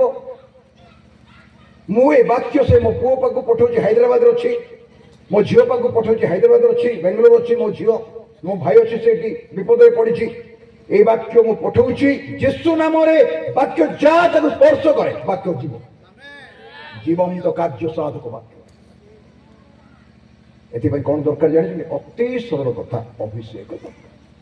ଦ୍ୱିତୀୟ କରନ୍ତି କାଶ, କରନ୍ତି ମଣ୍ଡଳୀକୁ ପାଉଲଙ୍କର ପତ୍ର, କରନ୍ତି ମଣ୍ଡଳୀକୁ ପାଉଲଙ୍କର ଦ୍ୱିତୀୟ ପତ୍ରକୁ ଆମେ ଯିବା। ଆଉ ସେଇ ଜାଗାରେ ଆପଣ ଗୋଟେ ବହୁତ ସୁନ୍ଦର କଥା ପାଇବେ, ଯୋଉଟା ପାଉଲ ଲେଖୁଛନ୍ତି ମଣ୍ଡଳୀ ନିକଟକୁ। ଆଉ ପାଇବା 1 ପର୍ବର 21 ପଦ ପର୍ଯ୍ୟନ୍ତ ପଢିବା। 21 ପଦ ପଢିବା, 21-22। ପୁଣି ଯେ ଆମ୍ଭମାନଙ୍କୁ ତୁମ୍ଭମାନଙ୍କ ସହିତ ଖ୍ରୀଷ୍ଟଙ୍କ ଠାରେ ସ୍ଥିର କରନ୍ତି, ପୁଣି ଆମ୍ଭମାନଙ୍କୁ ଅଭିଷେକ କରିଅଛନ୍ତି, ସେ ଈଶ୍ୱର, ସେ ମଧ୍ୟ ଆମ୍ଭମାନଙ୍କୁ ମୁଦ୍ରାଙ୍କିତ କରିଅଛନ୍ତି ଓ ଆମ୍ଭମାନଙ୍କ ହୃଦୟରେ ପବିତ୍ର ଆତ୍ମାଙ୍କୁ ବଇନା ସ୍ୱରୂପେ ଦାନ କରିଅଛନ୍ତି। ଆମ୍ଭମାନଙ୍କ ହୃଦୟରେ ପବିତ୍ର ଆତ୍ମାଙ୍କୁ ବଇନା ସ୍ୱରୂପ ଦାନ କରିଅଛନ୍ତି। ଦେଖନ୍ତୁ ପାଉଲଙ୍କ ଭାଷା, ପ୍ରଭୁଙ୍କ ଦାସ, ସମସ୍ତେ ବାଇବେଲ କନାନ୍ତୁ। 21 ପଦ ମୁଁ ପଢୁଛି, କଣ କହିଲେ? 20 ପଦରୁ 21 ପଦ ମୁଁ ପଢୁଥିଲି, ଭଉଣୀ ଆମ ଝିଅ ପଢିଲେ। ପୁଣି ଯେ ଆମ୍ଭମାନଙ୍କୁ ତୁମ୍ଭମାନଙ୍କ ସହିତ, ଆମ୍ଭମାନଙ୍କୁ ତୁମ୍ଭମାନଙ୍କ ସହିତ, ମୋ ସହିତ ଅଟଳ ବାବୁ, ମୋ ସହିତ ପ୍ରମୋଦ ବାବୁ, ମୋ ସହିତ ବିଶ୍ୱଭାଜ୍ଞା, ମୋ ସହିତ ସେ ମା, ମୋ ସହିତ ସେ ଝିଅ, ମୋ ସହିତ ସେ ଭାଇ, ମୋ ଆମ୍ଭମାନଙ୍କ ସହିତ ତୁମ୍ଭମାନଙ୍କୁ। ବୁଝିପାରୁଛୁ ତ? ପାଉଲ କହୁଛନ୍ତି ପ୍ରେରିତ ହିସାବରେ ମୋ ସହିତ କରନ୍ତି ମଣ୍ଡଳୀକୁ କଣ କରନ୍ତି? ଖ୍ରୀଷ୍ଟଙ୍କ ଠାରେ ସ୍ଥିର କରନ୍ତି। ଖାଲି ପ୍ରେରିତ ମାନଙ୍କୁ ସ୍ଥିର କରନ୍ତି ନାହିଁ, ମଣ୍ଡଳୀକୁ ମଧ୍ୟ ସ୍ଥିର କରନ୍ତି। କୋଉଠି ସ୍ଥିର କରନ୍ତି? ଖ୍ରୀଷ୍ଟଙ୍କ ଠାରେ ସ୍ଥିର କରନ୍ତି। ଆମର ବିଶ୍ୱାସ, ପବିତ୍ର ବିଶ୍ୱାସ, ଅତି ପବିତ୍ର ବିଶ୍ୱାସ, ଅଟଳ ବିଶ୍ୱାସ ଆମ୍ଭମାନଙ୍କୁ ତୁମମାନଙ୍କ ସହିତ ସ୍ଥିର କରନ୍ତି। କୋଉଠି? ଖ୍ରୀଷ୍ଟଙ୍କ ଠାରେ ସ୍ଥିର। ଆଉ ସ୍ଥିର ଯିଏ ରହିଲା ସେ ଟଳମଳ ହେବ ନାହିଁ। ଅଟଳ ବିଷୟ ରହିବା ପାଇଁ ଟଳମଳ ଜନକ ବିଷୟ ପଡିଯିବ, ଲେଖାଇଛି କି ନାହିଁ ଏଭ୍ରିରେ? ଅଟଳ ବିଷୟ ରହିବା ପାଇଁ ଯୋଉଟା ଟଳମଳ ବିଷୟ ପଡିଯିବ, ତଳେ ରହିବ ନାହିଁ। ଯୋଉଟା ପ୍ରଭୁଙ୍କ ବାକ୍ୟରେ ଭିତ୍ତିମୂଳ ପଡିନାହିଁ, କଂକ୍ରିଟ ସିମେଣ୍ଟ ପଡିନାହିଁ, ସେଟା ଗ୍ୟାରେଣ୍ଟି ପଡିବ, କେତେ ପୁରୁଣା ହେଲେ ମଧ୍ୟ ପଡିବ। ତାପରେ କଣ ଲେଖା ହେଇଛି? ସ୍ଥିର କରନ୍ତି। ପୁଣି ସେ ଆମ୍ଭମାନଙ୍କୁ ମିଶେଇକି କହିଲେ, ଆମ୍ଭମାନଙ୍କ ସହିତ ତୁମ୍ଭମାନଙ୍କୁ, ଏବେ କହୁଛନ୍ତି ଆମ୍ଭମାନଙ୍କୁ ବୋଲି ସବୁ ମିଶେଇକି, ଆମ୍ଭମାନଙ୍କୁ ଅଭିଷେକ କରିଅଛନ୍ତି। ଅଭିଷେକ ସମସ୍ତେ କୁହନ୍ତୁ, କଣ କରିଅଛନ୍ତି? କଣ କରିଅଛନ୍ତି? କଣ କରିଅଛନ୍ତି? ଅଭିଷେକ କରିଅଛନ୍ତି। ଅଭିଷେକ ଇଂରାଜୀରେ କୁହାଯାଏ ଏନଏଣ୍ଟିଂ, ତେଲ ଲଗେଇଲା ଭଳିଆ ଅଭିଷେକ। ହରଣଙ୍କର ମସ୍ତକରୁ ଦାଢିରେ ପରି ବସ୍ତ୍ରାଞ୍ଚଳରେ ପଡେ ଲେଖା ହେଇଛି। ତୈଳ, ଯାଜକ ତୈଳ, ସେଇଟା ମୁଣ୍ଡରୁ ପାଦ ପର୍ଯ୍ୟନ୍ତ ପାଖାପାଖି 1/2 ଲିଟର ତେଲ ଢାଳୁଥିଲେ ଯାଜକ ମାନଙ୍କୁ ଅଭିଷେକ କରାଗଲା, ସମ୍ପୂର୍ଣ୍ଣ ଅଭିଷେକ। ତୁମ୍ଭମାନଙ୍କୁ ଆମ୍ଭମାନଙ୍କ ସହିତ ବା ଆମ୍ଭମାନଙ୍କ ସହିତ ତୁମମାନଙ୍କୁ ମିଶେଇକି ପ୍ରଭୁ ଅଭିଷେକ କର। ଏଠି ବସିଥିବା ଲୋକ ବଡ ବଡ ବକ୍ତା ନୁହନ୍ତି, ସେମାନେ ମଧ୍ୟ ତମର ଭାଇ। ମୁଁ ବସିଛି, ତମେ ଭାବନା ଆର୍କିଟିକାଲ ବୋଲି ବହୁତ ବଡ ଲୋକ, ନାଇଁ, ମୁଁ ତମର ଭାଇ କି ତମର ଜଣେ ସହ ବିଶ୍ୱାସୀ। ଆପଣ ସେଠି ବସୁଛନ୍ତି, ଏବେ କାହାକୁ ମୁଁ ଡାକିଦେଲି ଏଇଠି ବସେଇ, ମୁଁ ଏଠି ବସି ପଡିଲେ କଣ ଅସୁବିଧା ପକେଇ ଡାକନ୍ତୁ କାହିଁ ଜଣେ ଭାଇଙ୍କୁ, ସେ ଘଣ୍ଟେ ପ୍ରଚାର କରିବେ। ଗୋଟେ ଭଉଣୀକୁ ଡାକ, ସେଇ ଘଣ୍ଟେ ପ୍ରଚାର କରିପାରିବେ। ମୋର ବାକ୍ୟ ତ ପ୍ରଭୁ ଯାହାକୁ ବି ବାକ୍ୟ ଦେଇପାରିବେ, ନିର୍ଦ୍ଦିଷ୍ଟ ଲୋକମାନଙ୍କୁ ନାହିଁ। ए जो निर्दिष्ट बोली आम भावुचु से रंग कनसेप्ट समस्त को प्रभु बांटी देते जिते बसीचु कि ना कि अच्छी आपे जोटा मो पाखे ना मो पाखे जोटा अच्छे आपण पाखे ना ता पाखे जोटा अच्छे ता पाखे ना समस्त को से समस्त हित निमंते दान दिवंते लिखाई 12 प्रथम करते पवित्र आत्मा को वरदान समस्त हित साधारण हित निमंते दि जाए साधारण हित कॉमन बेनिफिट पे दिया आम देखिपुचु अभिषेक करियछंती से ईश्वर वाक्य देखुछु ना नहीं हाँ ना नहीं वाक्य देखुछन तो जे अभिषेक करियछंती से ईश्वर जे अभिषेक करंती से के जे अभिषेक करंती से के यीशु को प्रेरित क्रिया 10:38 पर किए अभिषेक कला ईश्वर अभिषेक ईश्वर तांको पवित्र आत्मा और शक्ति रे अभिषेक करे लिखाई 100 कोटी लोक किए अभिषेक पिता परमेश्वर अभिषेक पवित्र आत्मा पठिक अभिषेक करे तौल अभिषेक नहीं पुरातन नियम तौल अभिषेक थिला नूतन नियम हस्तार्पण अलग अभिषेक अलग 100 कोटी लोक आत्मार अभिषेक केले पाउलों को बर्नबा को आंतरिक मंडली प्रेरित 13 पर्व हस्तार्पण करा हस्तार्पण अभिषेक नहीं पुरातन नियम तौल अभिषेक करा होता याजक मान राजा मान एटी लिखाई ईश्वर अभिषेक करंती प्रेज द लॉर्ड कि अभिषेक करंती आउ थे कहते कि अभिषेक करंती बुझा दरकार आज राति मन रखी ईश्वर अभिषेक करते क्या द्वारा अभिषेक करते पवित्र आत्मा द्वारा अभिषेक अभिषेकटा कौन ईश्वर शक्ति अभिषेक पवित्र आत्मा शक्ति ईश्वर शक्ति से शक्ति द्वारा अभिषेक करते आक अभिषेक करते से आत्मा मुद्रांकित कर मुद्रांकित बोले सील दिए आपण ना जो पार्सल आसी सील दिखाई मुझे खोली पारि ना आपण खोली खोली पारे जहाँ ना अच्छे से खोली पार पोस्टल डिपार्टमेंट आग बहुत कम करुले भी कम कर सेंट्रल गवर्नमेंट आग बढ़िया चिठी पत्र लोक लिखुना किए चिठी लिखि पठाऊ कहीं देखा दुखदायी मु मोर माँ को चिठी गुड़ाक रखी मो भौणी चिठी गुड़ा रखी लेखा देखे मो माँ को लेखा गुड़ा रखी आज पुओ झील मैंने बापा माँ हाथ को लेखा चिठी जो पाई था बहुत बड़ होता तुम व्हाट्सएप कौन अच्छे कुछ ना ईमेल तुम लिख हाथ लेखा बापा चिठी खंडे लिखि कि माँ लिखि कि भाई की भौणी लिखि स्वामी लिखि स्त्री लिखि तार पदमर्यादा अच्छे मो बापा गोटे चिठी लिखि मरी 58 साल जब मो 7 वर्ष होता मोर पु राजू राजकिशोर प्रभु को कम कर गोटे प्रार्थना कर लिखि से मत कही बापा मो भाई पाठ पढ़ी बड़ लोक हेबू ना तू प्रभु दास मत मो बापा कैंसर मरे कैंसर ये कैंसर सिगरेट टाणुले कैंसर से समय नी ट्रिटमेंट 58 साल अनेक माने कि जन्म ही 58 साल मुझे 50-60 वर्ष तौर मतलब 7 वर्ष से चिठी मो माँ को देले कहले एटा रख कथा कही पार नी पुओ जदि प्रभु कम करे देव जदि देव ना चिठी देव ना प्रभु कम न कर देव मत कि बाइबल पढ़े चर्च को जा संडे स्कूल को जा प्रभु को पिला है भल पिला है कहीं शिखाई ना मोर सान भाई 3 वर्ष होता मत 7 वर्ष होता आम हस्टेल रहिलु कौन खाइलु कौन पीलु कौन पिलु प्रभु जान मुझे केमती जड़े प्रभु क्षुद्र दास प्रचारक है मत जना ना मोर चॉइस का नौले कम कर मत बड़ जुआली प्रभु पकईदे भयंकर जुआली पकईदे जब मो प्रभु कम कली मो लोक मत विश्वास कले ना प्रथम थर मुझे विदेश को जाई फेरबार मोर बड़ भाई मत कौन कहले तू पाठ पढ़ न तू रही पार्लु ना से देश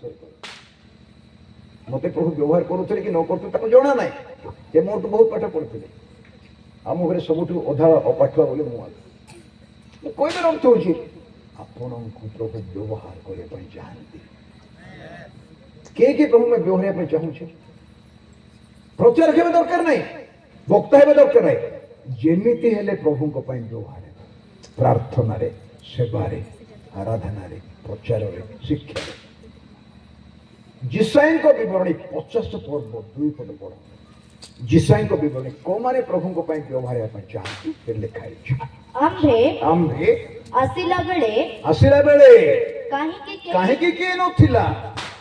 ଉପସ୍ଥିତ ନଥିଲା।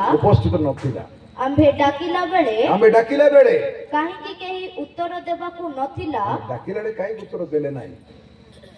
ଆଉ କଣ ଲେଖାଇଛି ମା? ଆମ୍ଭର ହସ୍ତ କି କିଛି ଆମ ହାତ କି ଛୋଟ ହୋଇଅଛି ଯେ ଛୋଟ ହେଇଛି? ପ୍ରଭୁଙ୍କର ହାତ କଣ ଛୋଟ ହେଇଛି ଯେ ଛୁଇଁ ପାରିବ ନାହିଁ? ଯୋଉଠି ଥିଲେ ମଧ୍ୟ ଛୁଇଁ ଦେବ, ତାହା ମୁକ୍ତ କରି ନପାରେ। ପ୍ରଭୁ କହିଲେ ଦୁଇଟା କଥା ପଚାରୁଛନ୍ତି, ସମସ୍ତେ ଧ୍ୟାନ ଦେଇ ଶୁଣନ୍ତୁ। ଆମ୍ଭେ ଆସିଲା ବେଳେ କାହିଁକି କିଏ ନଥିଲା? ପ୍ରଭୁ ଯେତେବେଳେ ଖୋଜିବେ ଆପଣ ଆଭେଲେବୁଲ ଥିବେ ବୋଲେ ପ୍ରଭୁ ବ୍ୟବହାର କରିବେ, ଆପଣ ନଥିଲେ ପ୍ରଭୁ ବ୍ୟବହାର କରିବେ। ଆପଣଙ୍କୁ ପ୍ରଭୁ ଡାକିଲା ବେଳକୁ ସାମୁଏଲ ଭଳିଆ ହଁ ପ୍ରଭୁ ସ୍ୱର ଶୁଣିକି ବୁଝିପାରୁନଥିଲା କିଏ ଡାକୁଛି, କିନ୍ତୁ ହଁ ବୋଲି କହୁଥିଲେ। ସାନ ସାମୁଏଲ 3 ଥର କହିଲା। ଏଲି କହିଲେ ଏଥର ବାପା ଡାକିଲେ ହଁ ପ୍ରଭୁ ଅଛି ବୋଲି। ତମେ ଯଦି ପ୍ରଭୁ ଖୋଜିଲା ବେଳେ ଆଭେଲେବୁଲ ଅଛ, ନାଇଁ ପ୍ରଭୁ ଟିକେ କାମ ଅଛି, ଏକ୍ସକ୍ୟୁଜ ମି ସାର୍ ବୋଲି କହିକି ଟିକେ ପଳେଇକି ଆସିବି, ଟିକେ କାମଟା କରିଦେବି, ମୋ ବାପା ମାଙ୍କୁ ଚୁମ୍ବନ ଦେଇକି ଆସିବି, 2ଟା ବଳଦ କିଣିଛି ରାତିରେ ଟିକେ ତାକୁ ଦେଖେଇଦେବି, ନୂଆ ନୂଆରେ ବାହା ହେଇଛି ତ ମୋ ସ୍ତ୍ରୀ ସହିତ ଟିକେ ଆମେ ବୁଲାବୁଲି କରିକି ଫେରିଲା ପରେ ଆସିବି, ସେଇଟା ନାହିଁ। ଡାକିଲା ବେଳେ ଯଦି ଆଭେଲେବୁଲ ଅଛ, କହିଲା ଡାକିଲେ ଶୁଣିବାର ଅଛି ତ ବ୍ୟବହାର କରିବେ। ଆଭେଲେବିଲିଟି ଏବଂ ଆନ୍ସର। ପ୍ରଭୁ ଖୋଜିଲା ବେଳେ ହଁ ପ୍ରଭୁ ରେଡି ଅଛି। ଆମେ କାହାକୁ ପଠେଇବା? କିଏ ଯିବ? जिसाई 6 पर्व नहीं कि कौन जाएगा बोले गीत गाउते आप आजिकल से गीत नहीं कौन जाएगा मेरे लिए जिसे कोई था प्रभु इंटरव्यू करवा एप्लिकेशन दिंतु जी भल प्रार्थना करि भल लेक्चर दे पारुछि 10टा 15टा रेफरेंस भल मत भाई 10टा रेफरेंस जमा सत कथा कहूँ कहली कि प्रभु समा कहूँ 10टा 15टा रेफरेंस मत जमा बहुत गोटे गोटे लोग 500-600 रेफरेंस करेंगे आप बाइबल खोली पारे ना बाइबल रेफरेंस कहीदेवे कि एक्सप्लेन करेंगे ना मत रेफरेंस जो खोलिक मुझे आम आसले कहीं किए ना एवेलेबिलिटी आप उपस्थित अच्छा कि प्रभु जदि अच्छा दुखरे आ सुखरे सुविधारे असुविधारे प्रतिकूल अनुकूल प्रभु आपको व्यवहार कर तुम्हें जाए बाइबल कर पाठ पढ़ो बीटीएस करो डिग्री करो यहाँ करो से करो पाठ पढ़ो पैसा थी दरकार भल गीत गाई पार्थ भल म्यूजिक बजे पार्थ बड़ गीत लिखि पार्थ भल प्रचार वक्ता ही भावाणी कर परवता कहू अनुवाद करू प्रभु कहना एवेलेबिलिटी आपण अच्छा प्रभु खोजिला बेले मास्टर आसला बेले पिला न क्लास रे कौन हे खातार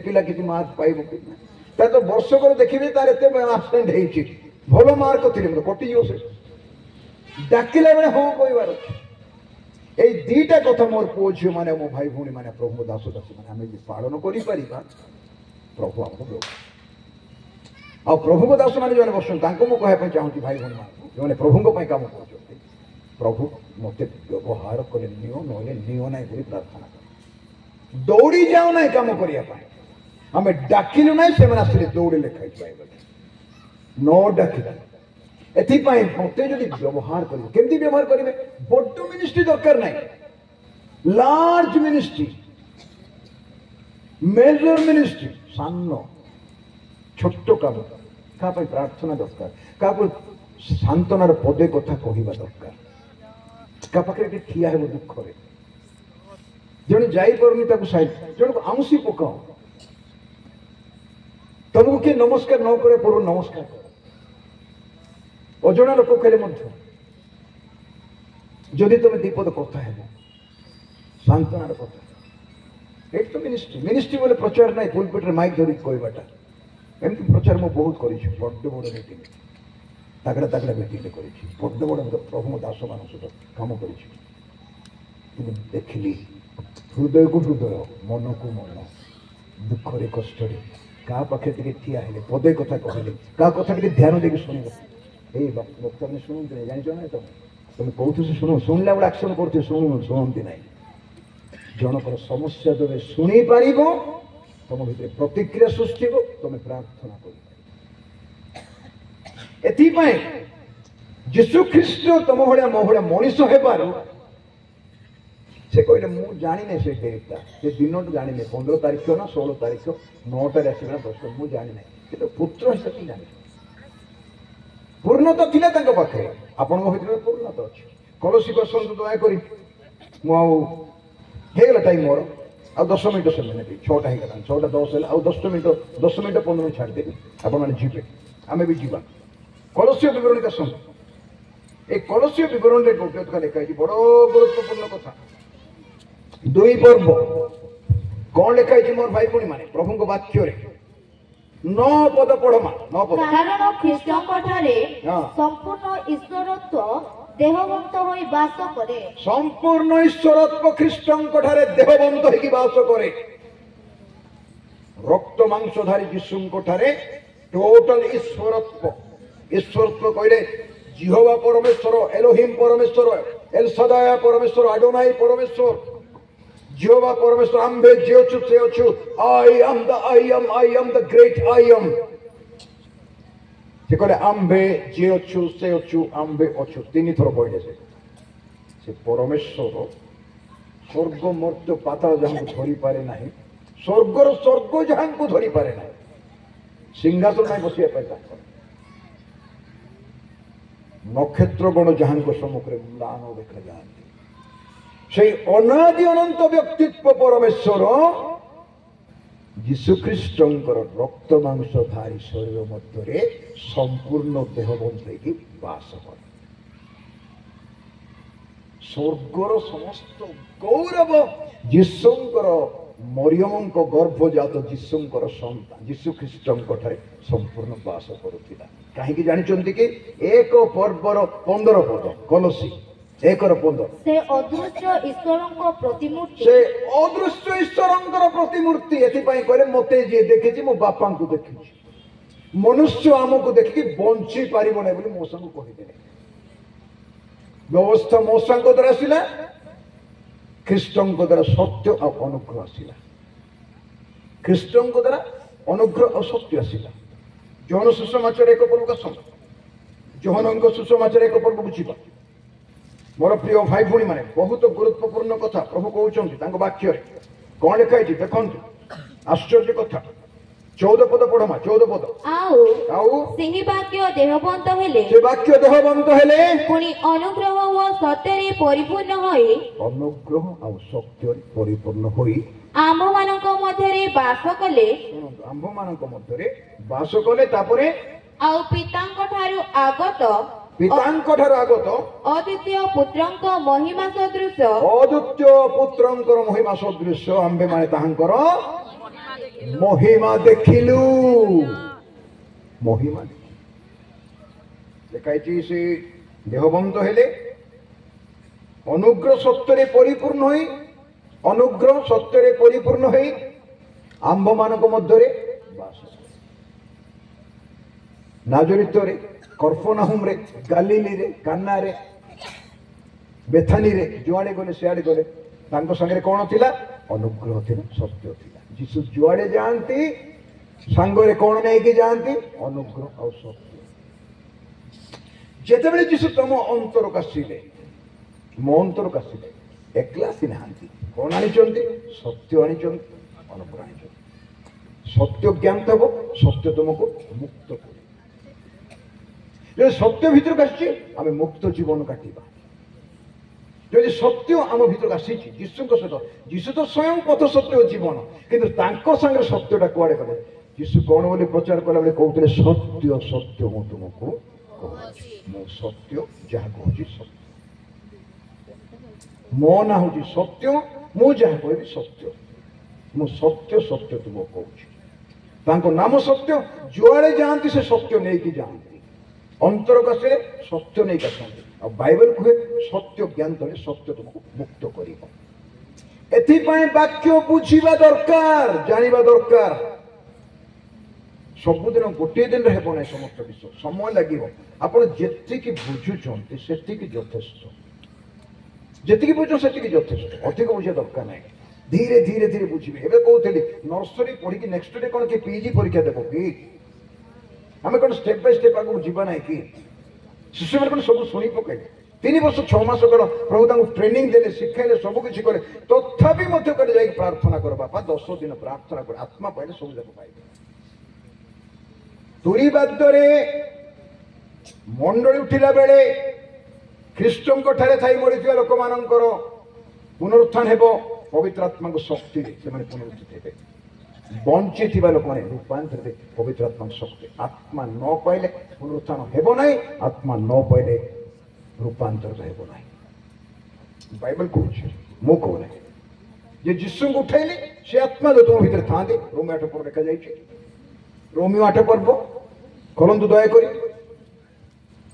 ए दुईटा पद नितांत आपण नोट करिया पड़िबो रोमियो विवरण 8 पर्व लिखा जाइछि प्रभु वाक्य रे अति सुंदर कथा आउ अति गुरुत्वपूर्ण कथा आपण को दरकार मते दरकार से वाक्य अति पई आज पवित्रता दरकार 11 पद आउ जे मृत मानक मध्यरु यीशु को उठाइले ताहांकर आत्मा जदि तुंभ मानक ठारे बास करंती तुंभ मानक ठारे बास करे तुंभ मानक शरीर पवित्र आत्मा को मंदिर बोली सकाळे सुनिथिला तुमे प्रभु मंदिर तांकर आत्मा जदि तुंभ मानक ठारे बास करंती बास करूछंती कि नाही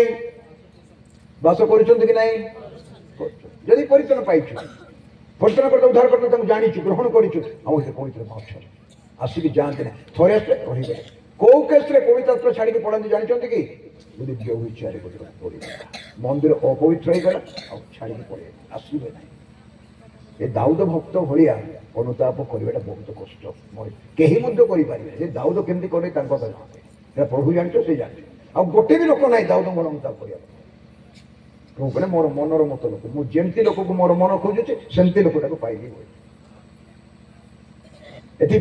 से स्टैंडर्ड को जीवा बोधे आने से कहते कौन बोली कि ताहांकर आत्मा जदि तुंभ मान रे बास करंती तेबे जे मृत मानक मध्यरु ख्रीष्ट यीशुଙ୍କୁ उठाइले से तुंभ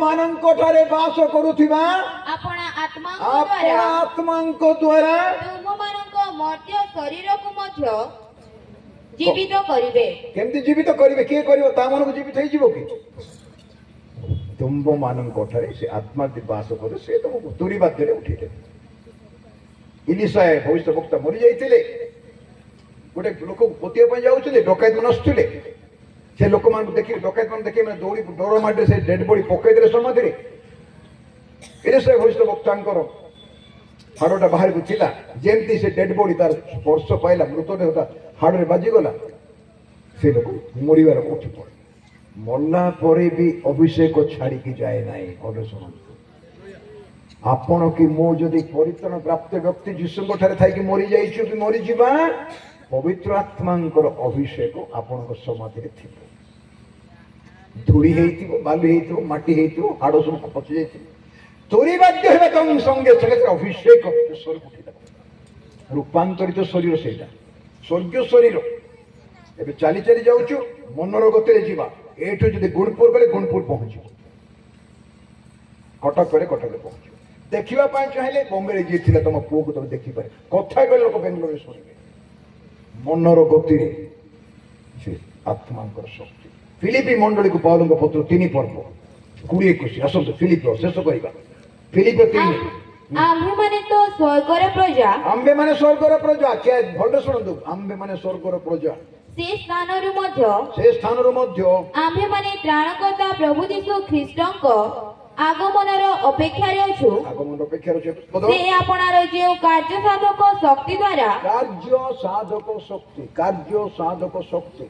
साधक शक्ति द्वारा समस्त विषय को निजर वशीभूत करि पारंती बड्ड मैग्नेटिक जदि चुंबक थिबो सान लुहा गुडा को देखै टाणी देबो सेमती वशीभूत कहंता वशीभूत करंती तो द्वारा आंभ मानकर छार शरीर को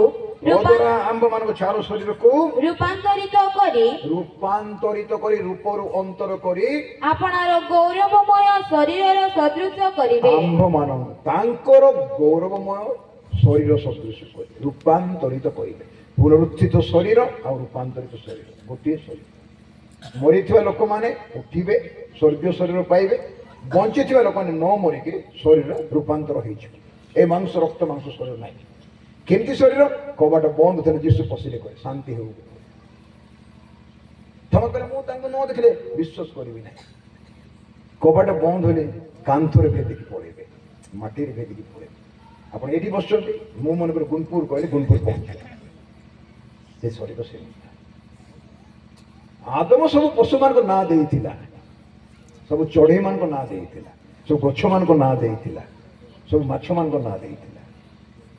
କିଏ 50ଟା ପଶୁର ନାଁ କହିପାରିବ ଏଠି? 50ଟା ପଶୁମାନଙ୍କ ନାଁ, ଗାଈ ଗୋରୁ ବାଘ ଭାଲୁ ହାତୀ ଗେଣ୍ଡା ଗହଳ କ'ଣ କ'ଣ କ'ଣ ସବୁ ଅଛି, ଜେବ୍ରା ଜିରାଫ, 100ଟା ନାଁ କହିପାରିବେ କି? 50ଟା ଚଢ଼େଇର ନାଁ କିଏ କହିପାରିବେ?